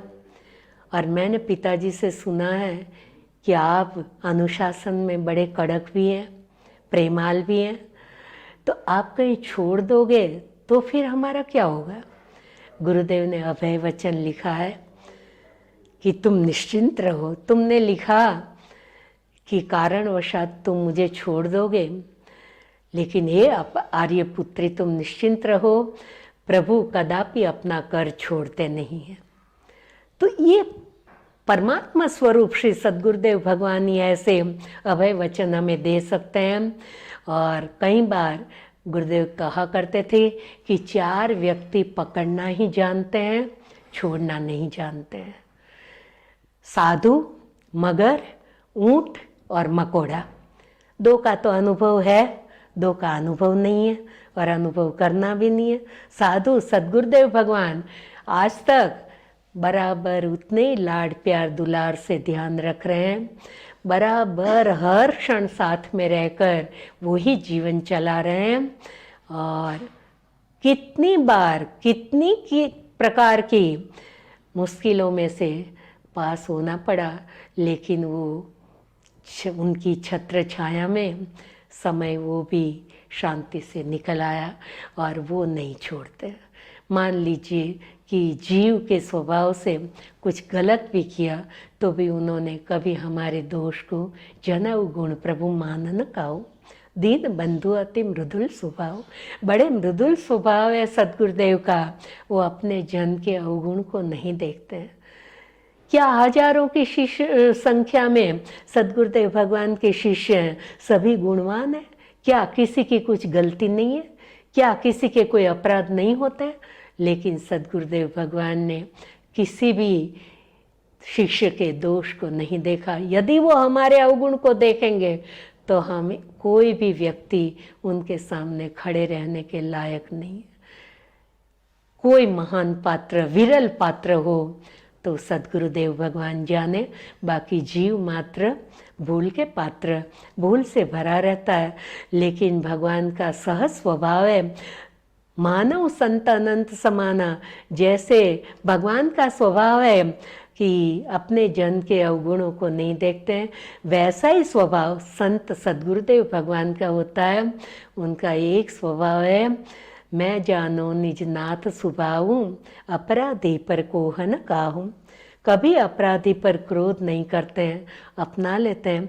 तो ऐसे साधु संत सद्गुरुदेव भगवान का तो अनुभव है, वो तो नहीं छोड़ते, ना छोड़ा है, बराबर संभाला है। भले दुनिया ठुकरा दे, भले सब नफरत करें, भले हमें कोई की कहीं भी आगे ना आने दें, कितना भी तिरस्कार करें, सब कुछ समय समय पे प्रसंग आते हैं। ये तो संसार है, कई प्रकार के जीव हैं, राग द्वेष ईर्ष्या प्रपंच से भरा हुआ जगत है। तो उसमें कई प्रकार के जीवों के कई प्रकार के अनुभव होते हैं। तो मुसीबतें आती हैं, लेकिन हर क्षण उन्होंने साथ दिया, उन्होंने रक्षण किए। और जब ये जीवन निश्चित हुआ तब गुरुदेव से मैंने पूछा था भाव से, प्रेम से, गुरुदेव अब मुझे आपके चरणों में रखोगे, अपनी सेवा में अपने साथ रखोगे? तब गुरुदेव ने कहा था, देखो मैं तुमको अपने साथ नहीं रखूँगा, मैं तुम्हारे साथ रहूँगा। और आज प्रतीति भी होती है, वो हर क्षण साथ में है, तभी जीवन शांति से आगे बढ़ता जा रहा, चल रहा है। वरना ना जाने हम कहाँ आज होते, कहाँ फेंके जाते। तो ऐसे भगवान की असीम कृपा है, ऐसे सद्गुरुदेव वचन पर हम विश्वास रखें। दुनिया छोड़ेगी, दुनिया त्यागेगी, लेकिन हमें ऐसे समर्थ सद्गुरुदेव भगवान कभी भी हमें नहीं छोड़ते हैं। हम उनकी आज्ञा अनुसार हम जीवें, जितना पालन कर सके करें। गुरु के वचन प्रतीति न जे ही, सपने उस सुगमन सुख सिद्धिते ही। सद्गुरुदेव भगवान के वचन पर विश्वास रखें तो गुरुदेव का, साधु का अनुभव है वो नहीं छोड़ते हैं। और मकोड़े का अनुभव है, छोटे गांव में जाएं, बारिश के दिनों यदि कोई बड़ा चींटा हमको काटें, चाहे उसको खींच के निकालोगे तो उसके 2 टुकड़े हो जाएंगे, लेकिन मकोड़े को मुंह खोलना नहीं आता है, वो छोड़ता नहीं है। अब 2 का अनुभव है नहीं, ऊंट और मगर का, और करना भी नहीं है। तो ये 4 व्यक्ति पकड़ना जानते हैं, छोड़ना नहीं जानते हैं। सद्गुरुदेव के अभय वचन कायम हमें याद रहते हैं। गुरु के वचन प्रतीति न जेहि, सपने सुगमन सुख सिद्धिते ही। सद्गुरुदेव भगवान के लिखे हुए करीब हस्तलिखित इस जीव पर कृपा करके 100 पत्र मेरे पास है। उसमें ऐसी ऐसी सुंदर सुंदर बातें लिखी हैं, समय समय पर सावधान किया है, किस तरह से किसके साथ कैसे रहना है, कुसंग से कितनी बार बचाया, सत्संग से जोड़ा गया, कहीं प्रपंची वातावरण में से निकाल लिया और भजन में मन लगा रहे हैं। उनकी कृपा से सत्संग मिलता रहा, उन्हीं की कृपा से प्रभु गुणगान में मन लगा रहा। प्रभु की, गुरुदेव की कृपा से मुझे संतों का सानिध्य मिलता रहा, सत्संग का लाभ मिलता रहा। वरना जो ये सब चीज़ें दुर्लभ है वो गुरु कृपा के बिना प्राप्त नहीं होती। सबसे पहले तो दुर्लभ क्या है हमारे जीवन में? बड़े भाग मानुष तनु पावा, सुरलभ सदग्रंथन गावा। देवताओं भी को भी दुर्लभ ऐसा अमूल्य मानव देह मिला। परमात्मा की कृपा से। और फिर परमात्मा की कृपा से ही अब मोहि भा भरोस हनुमंता, बिनु हरि कृपा मिलई ने संता। भगवान की राघवेंद्र सरकार की असीम कृपा से ऐसे समर्थ सद्गुरुदेव भगवान मिले हैं जो साक्षात परमात्मा स्वरूप है, वो अभिन्न तत्व जैसे हैं। गुरुदेव भी कहते थे, राम रमे गुरुदेव में, गुरु राम के माही, दोनों एक स्वरूप है, भिन्न भाव कछु नाही। बंदव गुरुपद कंज, कृपा सिंधु नर रूप हरि, गुरुर ब्रह्मा गुरुर विष्णु गुरुर्देवो महेश्वर। साक्षात परमात्मा स्वरूप ऐसे समर्थ सद्गुरुदेव भगवान की कृपा से मिले। और सद्गुरुदेव भगवान की कृपा से ही सत्संग मिला। मेरे भाई बहन, जीवन में सत्संग बहुत ही उपयोगी। सत्संग मिले तो बहुत अच्छा, वरना कुसंग से बचना। मेरे एक पत्र में गुरुदेव ने लिखा है, कुसंग से सावधान रहना, कुसंग घोर नरक है। कुसंग अच्छा नहीं है, जीवन बिगड़ जाता है।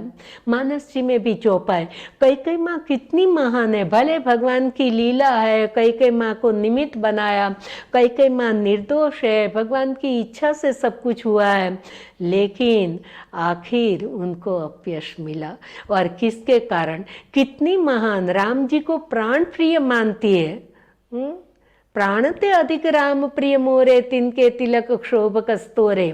मंत्रा को फटकार दिया शुरू में बात के, आगे से ऐसी बात बोले, तब धरी जीभ कटाऊं तोरी। ऐसा दूसरी बार बोलेगी, मैं तेरी जीभ कटवा लूंगी। लेकिन धीरे धीरे धीरे कुसंग के असर को न कुसंगति पाए न साई, रहे न नीच मते चतुराई। कुसंग से बड़ों बड़ों की दुर्दशा होती है। गुरुदेव के पास ऐसे प्रसंग भी देखे हैं कि कुसंग से अनेक प्रकार के जीव आते हैं।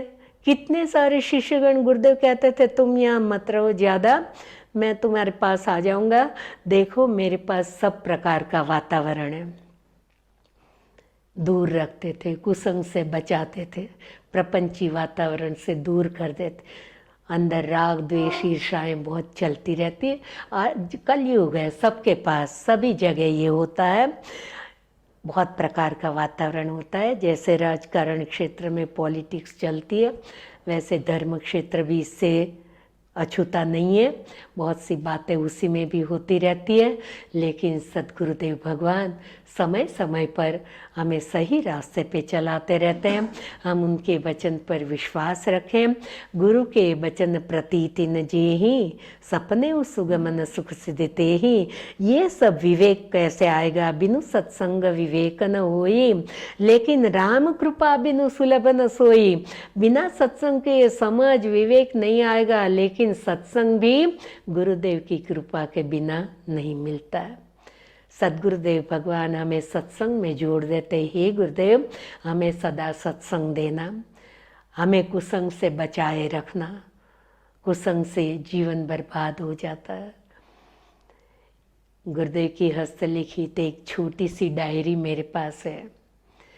वो डायरी में एक दुर्घटना गुरुदेव के पास घट गई, उसके विषय में करीब वो घटना घटी उससे 8 महीने पहले लिखा हुआ है।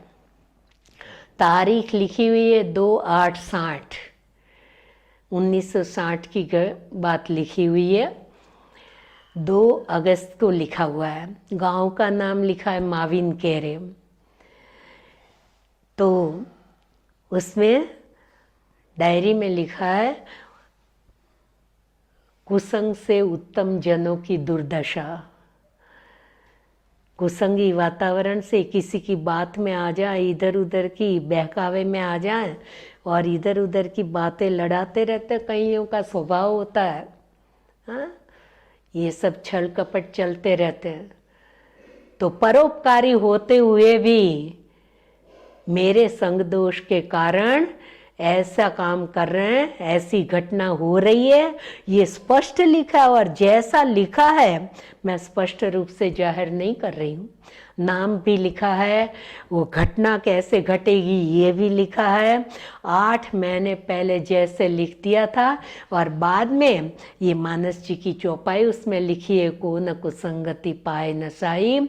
तो वो घटना 8 महीने के बाद वैसे की वैसे जैसा गुरुदेव ने लिखा है वैसे ही बन गई। हाँ, तो मेरे भाई बहन, गुरुदेव मेरे को बहुत बचाते रहते थे कि मैं तुम्हें जो करता हूँ वो सोच समझ के करता हूँ, तुम ज़्यादा पास में मत रहना, मेरे पास सब प्रकार का वातावरण है।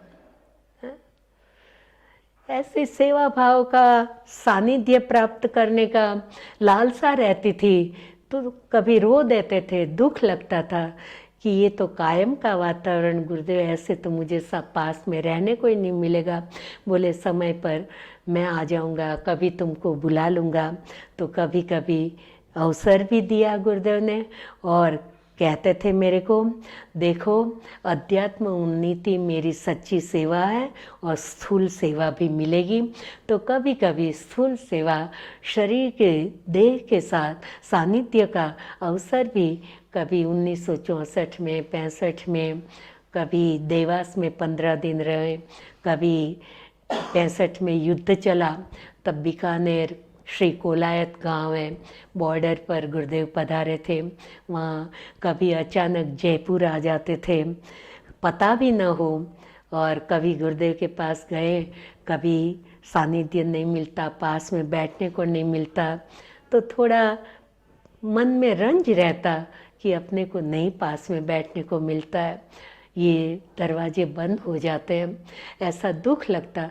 तो जब हम घर पर भेज देते और घर पर पहुंचते थे, तो जयपुर पहुंचने पर तो अभी तो हम पूरे घर में सेट भी नहीं हुए, सफाई वगैरह चल रही है, तब तक तो गुरुदेव आके खड़े रह जाते थे।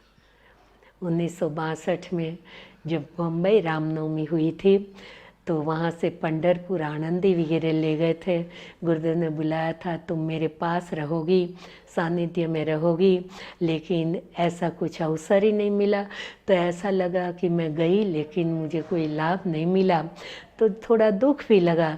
लेकिन जब जयपुर जाने को कहा, मैं जयपुर पहुंची, तो अभी तो हम रात को पहुंचे थे, सुबह सफाई घर की चल रही है, इतने में तो सुबह क्या हो रहा है, कैसे हो करके गुरुदेव पहुंच गए। तो सद्गुरुदेव भगवान की अपार करुणा, वो जीव मात्र का ध्यान रखते हैं, शरण में आए हुए की बराबर रक्षा करते हैं। हमें दृढ़ विश्वास होना चाहिए। मेरे एक फोटो में गुरुदेव से मैंने साइन करवाई थी, तो उसमें भी गुरुदेव ने लिखा है, भाव और विश्वास अटल है, उससे सर्व प्राप्त है। हम कुछ और ना करें तो ना सही, लेकिन अपने सद्गुरुदेव वचन पर पूर्ण विश्वास रखें। चाहे हम कैसे भी हैं, चाहे हमें दुनिया ठुकरा देगी, हम चाहे कैसे फेंके जाएंगे, लेकिन सद्गुरुदेव हमें नहीं ठुकराएंगे, वो हमें कभी भी नहीं छोड़ेंगे। हम पूर्ण विश्वास रखें। ये चौपाई बहुत ही जरूर, गुरु के वचन प्रतीति न जेहि, सपने वो सुगमन सुख सिद्धि ते ही, आज विश्वास की खामी है। हम इस प्रसंग पर से गुरु वचन में दृढ़ विश्वास रखें, यही हमारे लिए उपयोगी चौपाई। मुझे ये चौपाई बहुत ही प्रिय है। शबरी जी जैसा विश्वास, एक बार मातंग ऋषि, उनके गुरुदेव, उनका भी तिरस्कार हुआ, ऋषि मुनियों ने वहाँ रहने नहीं दिया, अछूत माना, हल्का माना। बड़े बड़े लोग जो छोटे मानते हैं तिरस्कृत कर देते हैं, वहाँ से हटाना चाहते हैं, शबरी जी को वहाँ से दूर कर दिया। मातंग ऋषि ने कहा, बेटा शबरी, मैं कहता हूँ तू यहाँ से चली जा, तुझे यहाँ ये लोग स्वीकार नहीं करेंगे, तुझे अछूत मानते हैं, तेरी सेवा इनको नहीं चाहिए। शबरी जी को गुरुदेव का आदेश मिला, बेटा मैं कहूँ वहाँ थोड़ी दूर है जगह, चली जा। आज भी हम्पी में, वहाँ सूर्यभान गांव के पास, हुबली से करीब 100 किलोमीटर दूर है, और मैं गई हूँ वहाँ, हॉस्पेक वगैरह जगह, किष्किंधा नगरी है, 2 बार गई हूँ। तो सूर्यभान से 3-4 किलोमीटर पर माँ शबरी जी का आश्रम है, जहाँ प्रभु पधारे थे, उनकी झोंपड़ी में वहाँ बहुत ही दिव्य भूमि, आज भी वहाँ पहुँचने पर रोंगटे खड़े हो जाते हैं। तो शबरी जी का अपने गुरुदेव के वचन में कैसा विश्वास। गुरुदेव के सामने कहती, गुरुदेव मैं तो कुछ जानती नहीं हूँ, मुझे कुछ आता नहीं, बेटा तू राम राम करना, एक न एक दिन राम तेरी कुटिया में अवश्य आएंगे। अपने गुरु वचन पर विश्वास रख के और अनपढ़ अज्ञान शबरी जी राम राम जीवन भर रटती रही, पूरा जीवन बिता दिया उन्होंने गुरु वचन को विश्वास रखकर, और पूरा जीवन बिताने पे अंत समय में प्रभु उसके द्वार पधारे। जब प्रभु दंडकारण्य में पंपा सरोवर से पहले शबरी मैया की झोपड़ी में पधारे तो वहाँ जंगल में भगवान ने प्रतिज्ञा की थी। ऋषि मुनियों को मालूम था, उन्होंने सुना था कि निश्चरहीन करो मई भुज उठाए पण कीन, सकल मुनिन के आश्रम ने जाय जाय सुख दीन। मैं सभी ऋषि मुनियों के आश्रम में जाऊंगा, सबको सुख दूंगा। तो ऋषि मुनि राजी राजी थे, सब प्रतीक्षा में थे कि प्रभु पधारेंगे, हमारी कुटिया पावन हो जाएगी। तो सब प्रतीक्षा कर रहे थे और भगवान जैसे पधारे, ऋषि मुनि सब दौड़े दौड़े चले आए, प्रभु हमारी कुटिया में पधारो। तब भगवान ने कहा, नहीं, पहले ये बताओ शबरी की कुटिया कहाँ है। शबरी देखी राम गृह आए, मुनि के वचन समझिए भाई। और अपने गुरुदेव के शब्द याद आए कि राम तेरी कुटिया में आएंगे। तो भगवान पहले ऋषि मुनियों की कुटिया में नहीं गए, शबरी जी की कुटिया में पहले गए। तो भगवान भाव के भूखे हैं, प्रेम के भूखे हैं। ऐसे सद्गुरुदेव भगवान भी अपने उनकी बात पर विश्वास रखें। हम चाहे दूर रहें, वो हमारा बराबर ध्यान रखते हैं। हम उनके पास न पहुंच पाए तो वो अवश्य दौड़े दौड़े हमारे पास चले आते हैं। बहुत बार का अनुभव उन्होंने कराया है। मेरे भाई बहन, समय पर जरूर पढ़ने पर, जैसे द्रौपदी जी की लाज रखने के लिए भगवान वस्त्र अवतार धारण करते हैं और शबरी की लाज बचा लेते हैं, वैसे अनुभूति भी सद्गुरुदेव भगवान ने कराई है कि खरे समय पे सद्गुरुदेव भगवान किस तरह से पहुंच जाते हैं। वो हर क्षण हर जगह हरि व्यापक सर्वत्र समाना, प्रेम ते प्रगट होई में जाना। प्रेम से, भाव से सद्गुरु वचन विश्वास रखें, वो हर क्षण समय पे अपने पास पहुंच जाते हैं। गुरु के वचन प्रतीति न जेहि, तो उस मैंने एक फ़ोटो में साइन कराई, उसमें भी गुरुदेव ने लिखा है, भाव और विश्वास अटल है, उससे सर्व प्राप्त है। इस प्रसंग पर से हम इतना ही रखें, हम गुरु वचन में दृढ़ विश्वास रखें, हमारा विश्वास चलित ना हो, पार्वती जी जैसी अटूट निष्ठा हो, चाहे कुछ भी हो जाए। हमारे रक्षक गुरुदेव है, मन अब तो है चिंता काहे की, तेरे सिर पर गुरु महाराज। जीव तुझे अब क्या चिंता है, ऐसे समर्थ सद्गुरुदेव मिल गए, फिर तू चिंता क्यों करता है, सारी जिम्मेदारी उनके हाथ में। तो बार बार यही चौपाई गुनगुनाते रहो, गुरु के वचन प्रतीति न जेहि, सपने सुगम न सुख सिद्धिते। हम विश्वास न छोड़ें। माँ पार्वती जी की अटूट निष्ठा विश्वास कैसा, और स्पष्ट कह दिया कि जन्म कोटि लगी रगर हमारी, बरो शंभुनत रहो कुमारी। आप कहीं सतबार महेशु, तजो न नारद कर उपदेशु। आप कहो, आप क्या, शिव जी स्वयं आके मुझे 100 बार कहेंगे। आपकी बात ठीक है, महादेव गुण भवना विष्णु सकल गुण धाम, जय कर मंद्रम जाहि सन ताहि ताहि सन काम। विष्णु जी गुण के भंडार है, शिव जी भले अवगुण के भंडार है, लेकिन जिसका मन जिसमें रम गया, तो अपना मन जो सद्गुरुदेव चरणों में समर्पित हो गया, हमें उन्हीं से काम है, बाकी हमें किसी से कुछ लेना देना नहीं। ऐसी अटूट निष्ठा गुरुदेव हमेशा कहते थे कि निष्ठा हो तो पार्वती जी जैसी होनी चाहिए।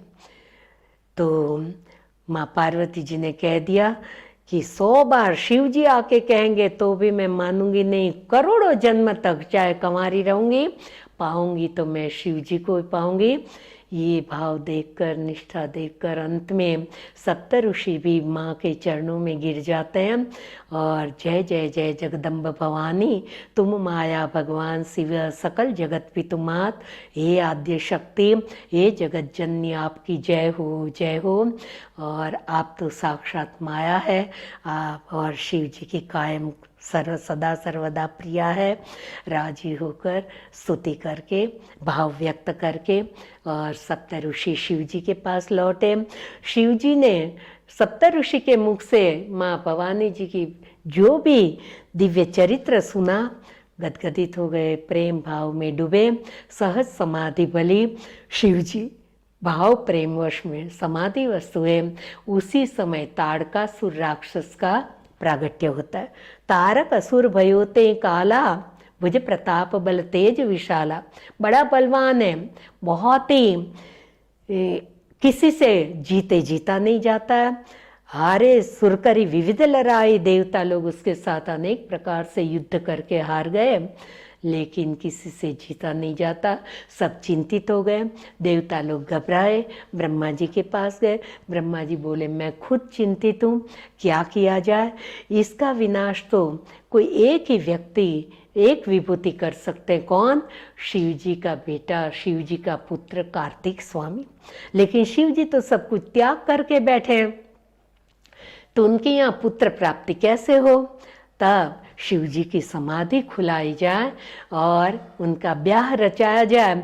माँ पार्वती जी उनके प्राप्ति के हेतु अपार तपस्या कर रही है, शिव विवाह हो जाए, उनके यहाँ पुत्र की प्राप्ति हो, तब हमारा कार्य संपन्न हो सकता है। कहा कि ये हमें कौन मदद रूप बन पाएगा? सब देवताओं ने मिलकर और उसका निर्णय लिया गया कि कामदेव को हम विनती करें। कामदेव को बुलाए गए, प्रार्थना की, अनुनय विनय देवों ने किया। कामदेव ने कहा, देव लोग बड़े स्वार्थी हैं, उनका काम खुद का करने के लिए, और जानते हैं कामदेव कि शिव विरोध ध्रुव मरण हमारा, शिव जी का विरोध करने जाऊंगी मेरा मृत्यु निश्चित है। लेकिन देवता लोग प्रशंसा करके कहते हैं, परित लागी तजे जो देही, संतत संत प्रशंसित ही। आपका देह परित्याग करोगे तो हमारे हित के लिए, हमारे कल्याण के लिए और दूसरों के लिए जो प्राण का बलिदान देते हैं, संत जन भी सदैव उनकी प्रशंसा करते हैं। और कोई कायम नहीं है, एक समय तो शरीर त्याग करना ही है। तो हमारा कार्य करने के लिए बड़े स्वार्थी हैं, हमारा काम हो जाए, आपका विनाश हो जाए तो भले हो जाए।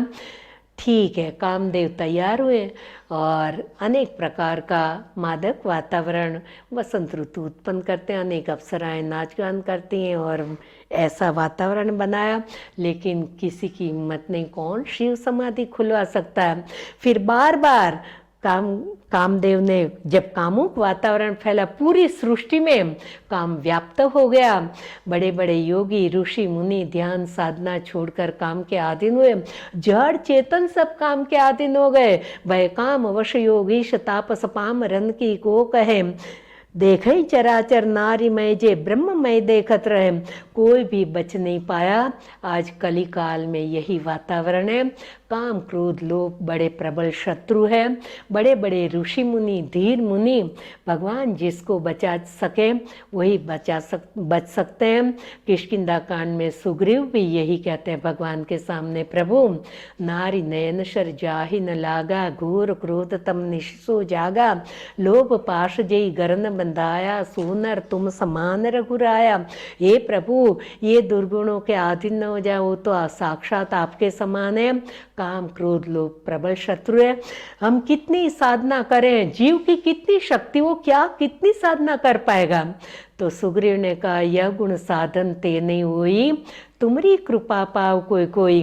साधना करके इन दुर्गुणों से, जिसको माया का परिवार कहा गया, मानस रोग कहा गया, इससे छुटकारा पाना साधारण वस्तु नहीं है, असंभवित है।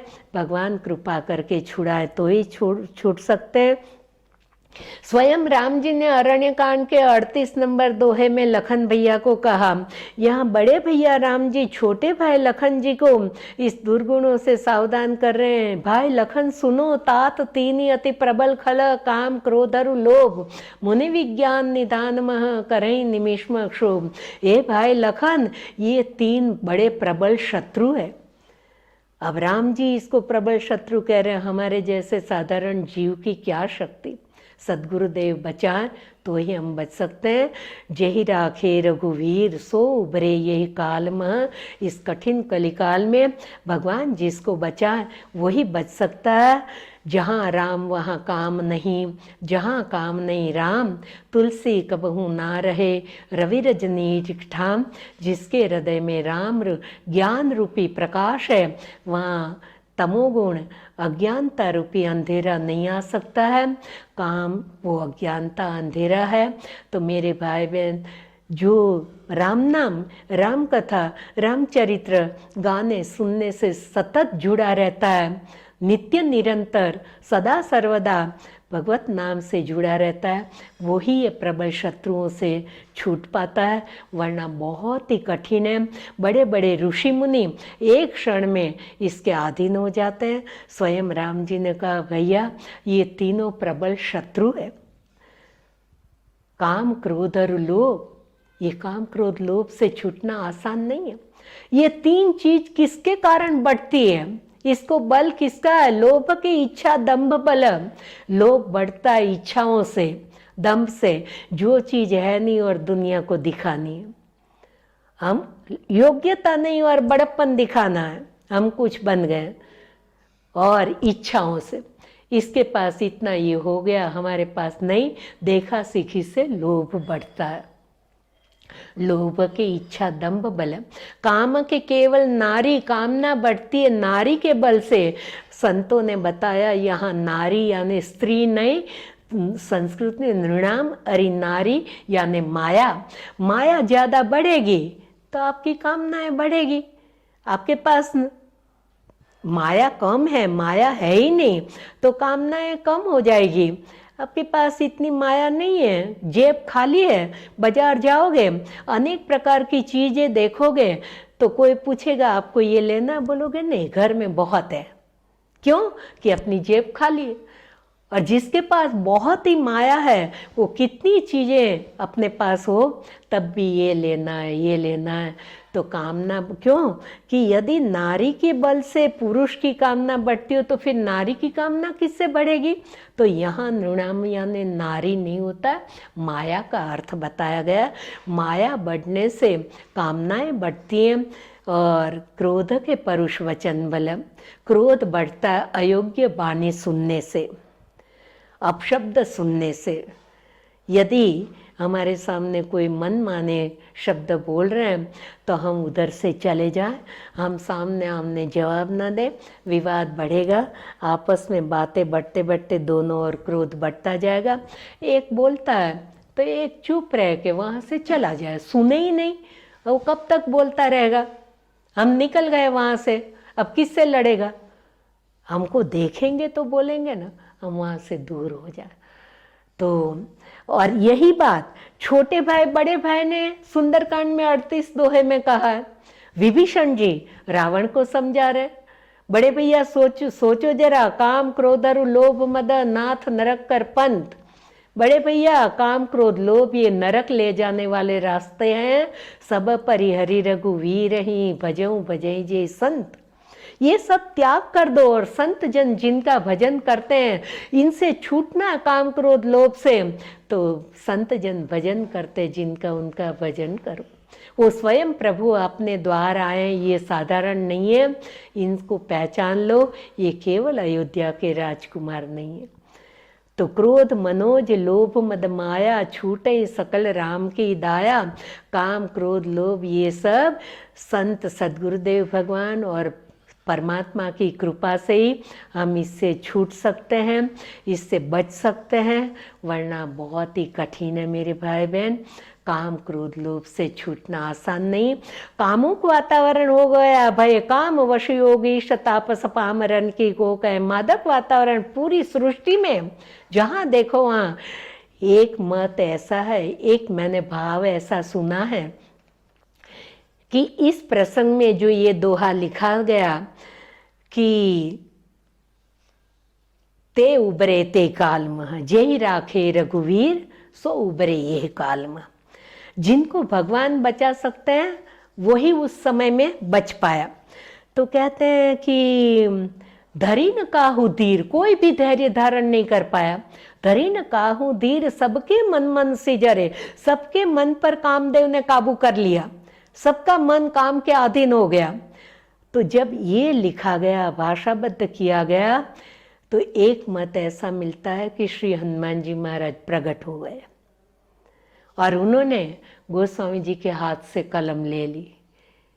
तो साधु संतों का भाव है। मानस पीयूष में तो अनेक संतों के अनेक मत है, अनेक प्रकार के भाव मिलते हैं। तो शब्दार्थ के बाद भावार्थ आता।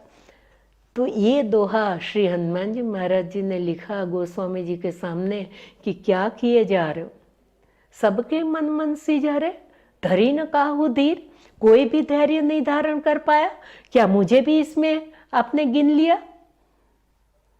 तब हनुमान जी ने आगे लिखा जेहि राखे रघुवीर, जिसको राम बचाते हैं या जिसने अपने हृदय में राम को रखा है वो उस समय में बच गया, बाकी कोई ना बच पाया। ऐसे अनेक प्रकार के साधु संतों के भाव पूर्ण भी अर्थात हमें भाव सुनने को जानने को मिलता है। तो कामुक वातावरण फिर कुपित हुआ, कामदेव अधिक और वातावरण ऐसा बहुत ही ज़्यादा कामुक बन गया। बहुत प्रकार की अप्सराएं, नाचगान, शीतल मन, सुगंधी वायु बह रहा है और अनेक प्रकार के हाव भाव दिखा रहे हैं। मानी हारी मन में, जब कामदेव अपने मन में हार मान गया तब कुपित हुआ कामदेव एक आम्र वृक्ष की शाखा पर चढ़कर और पुष्प बाण अनुसंधान करके शिव जी के हृदय में बाण मारता है। देखी विशाल विटपवर शाखा, विशाल आम्र शाखा के ऊपर बैठकर तेई पर चढ़े हूँ मदन मन माखा और अग्नि बाण अनुसंधान करके शिव जी की समाधि खोलता। हाहाकार मच गया और शिव जी की समाधि खुलते ही शिव जी ने तीसरा नेत्र खोल के कामदेव का विनाश किया। देवता लोग राजी राजी हो गए, योगी लोग अपनी साधना निष्कंटक मानने लग गए। योगी अकंटक भय योगी अकंटक भय, योगी अपनी साधना को निष्कंटक समझ लें, राजी है सब, भगवान के प्रति अपना गदगदित भाव व्यक्त करते हैं। और देवता लोग कामुक है, भोगी है, वो दुखी हो गए। अब हमारे जीवन में कोई आनंद का विषय ही नहीं रहा। जब कामदेव को जला के भस्म कर दिया शिव जी ने, तो अब हमारे जीवन में क्या खुशी रह गई। बड़े स्वार्थी हैं, जैसे परोपकार की भावना है उनके दिल में। कामदेव के विनाश के बाद उनकी पत्नी रति रुदन कर रही है, दुखी है, उनको आगे करके देवता लोग प्रभु के सामने प्रार्थना करते हैं, गिड़गिड़ाते हैं, प्रभु ये अनाथ हो गई, अब इस पर आप कृपा कीजिए, ये अबला है, ये कहाँ जाएगी, अकेली हो गई। अब स्वार्थ अपना साधना है, बातें परोपकार की करते हैं। आज भी देवता लोग भी इसी पृथ्वीलोक में हैं, दानव भी यही हैं, मानव भी यही हैं। जो उपकार की भावना से अपना हित साधे वो देव लोग हैं, और दूसरों का हित करके अपना करें वो दानव है। और मानवता का निर्माण तो सद्गुरुदेव ही अपने को अपने हृदय में करा सकते हैं। जब रति को रुदन करते हुए देखा, भगवान ने उनकी दुखी अवस्था देखी, तब रति को भगवान ने करुणा करके वचन दिया, अब ते रति तव नाथ कर, हो यही नाम अनंग, बिनु बपु व्यापहि सब ही पुनि, सुनु निज मिलन प्रसंग। दुखी मत हो रति, अब आपके पति बिना शरीर के दुनिया में व्याप्त हो जाएंगे। और तब रति ने प्रार्थना की कि प्रभु बिना शरीर के मेरे पति व्याप्त रूप में रहेंगे, मुझे सानिध्य सेवा तो मिलेगी नहीं, तो फिर मैं अकेलापन तो महसूस करूँगी। तब भगवान ने कहा थोड़ी धैर्य धारण करो, जब यदुवंश कृष्ण अवतारा, होई हरण महामयी भारा, कृष्ण तनय होय पति तोरा, वचन अन्यथा होय न मोरा। मेरे वचन मिथ्या नहीं जा सकते हैं। द्वापर युग में जब कृष्ण जी के रूप में परमात्मा का अवतार होगा, प्रभु प्रागट्य, तब उनके बड़े बेटे प्रद्युम्न के रूप में आपके पति आपको वापस मिलेंगे। देवता लोग सब राजी हुए, प्रसन्न हुए, भगवान की स्तुति विविध प्रकार से देवता लोग भगवान की प्रशंसा करते हैं। क्यों? कि अपना काम करवाना। और फिर भगवान से अपना स्वार्थ साधने के लिए अपना काम बताया। सकल सुरन के हृदय अस, हे प्रभु सभी देवताओं के मन में भाव है, देवलोक में अभी वातावरण उदास है, सब दुखी रहते हैं, नए नए कपड़े श्रृंगार ये सब करने का, खान पीन का आनंद मनाने का कोई अवसर मधुर नहीं है। हम निज नयनन देखा चही नाथ तुम्हार विवाह। तो सबके हृदय में ऐसा भाव है कि आप ब्याह रचाएं, आपका ब्याह हो, धामधूम से हम बारात में आएंगे और हम नाच गान करेंगे, आनंद उत्सव मनाएंगे, खाएंगे पिएंगे और मस्ती से झूमेंगे। सीताराम। शासति करी पुनि करिय पसाऊं, नाथ प्रभुन कर सहज सुभाऊं। अच्छा हुआ आपने कामदेव को दंडित किया। बड़े लोगों का स्वभाव होता है, पहले थोड़ा अनुशासन कड़क रखते हैं और बाद में कृपा भी करते हैं। अब रति को वरदान दिया, वो भी आपने बहुत ही अच्छा किया। ऐसे प्रभु के गुणगान गाने लगे। भोलेनाथ तो भोले ही हैं, जल्दी से प्रसन्न हो जाते हैं। अवसर जानी सप्तऋषि आए, तुरंत ही विधिगिरि भवन पठाए। उसी अवसर पर सप्तऋषि वापिस पधारे और शिव जी ने उनको वापिस हिमाचल महाराजा के यहाँ भेजे गए। हिमाचल महाराजा के यहाँ पत्रिका लेके ब्रह्मा जी ने पत्रिका तैयार किए, संदेश भेजा है। वहाँ जाकर सबसे पहले कौतुक है, ये सप्तऋषि जी खिलाड़ी है थोड़े, तो सबसे पहले माँ पार्वती जी से मिलते हैं और खबर देते हैं कि अरे आप जिसके लिए तपस्या कर रही हैं, आपको कुछ समाचार मिले कि नहीं। माँ भवानी जी ने कहा नहीं, मेरे पास तो कोई समाचार नहीं है, बताओ क्या खबर लाए हो। सप्तऋषि ने कहा आप जिससे ब्याह रचाना चाहती है, उन्होंने तो अपने जीवन में से कामदेव को जलाकर भस्म कर दिया। तब आद्य शक्ति जगत जननी माँ भवानी जी ने कहा, हे सप्तऋषि देव, हे मुनिदेव, आपकी समझ में अभी तक वो कामुक थे क्या? भोलेनाथ सकाम थे क्या? मैंने तो उनको सदा सर्वदा निष्काम योगी जानकर ही उनको प्राप्त करने के लिए तपस्या की। जरा सोचो आप, कभी अग्नि के पास बर्फ टिक सकता है? मैं जान सदा सर्वदा शिव योगी, अजन वद्य काम अभोगी। मैंने अभोगी जानकर ही उनको प्राप्त करने के लिए ये सब किया है। क्यों? कि नारद जी ने पहले ही कहा था कि वो तो सदा सर्वदा निष्काम है, और यही जानकर मैंने उनको प्राप्त किया।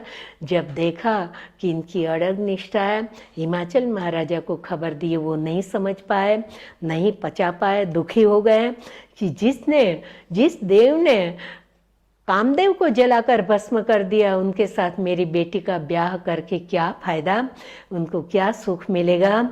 लेकिन जब आगे की कथा सुनी कि उन्होंने रति को वरदान दिया, व्याप्त रूप में, अनंग रूप में काम व्याप्त है, तब हिमाचल महाराजा को संतोष हुआ।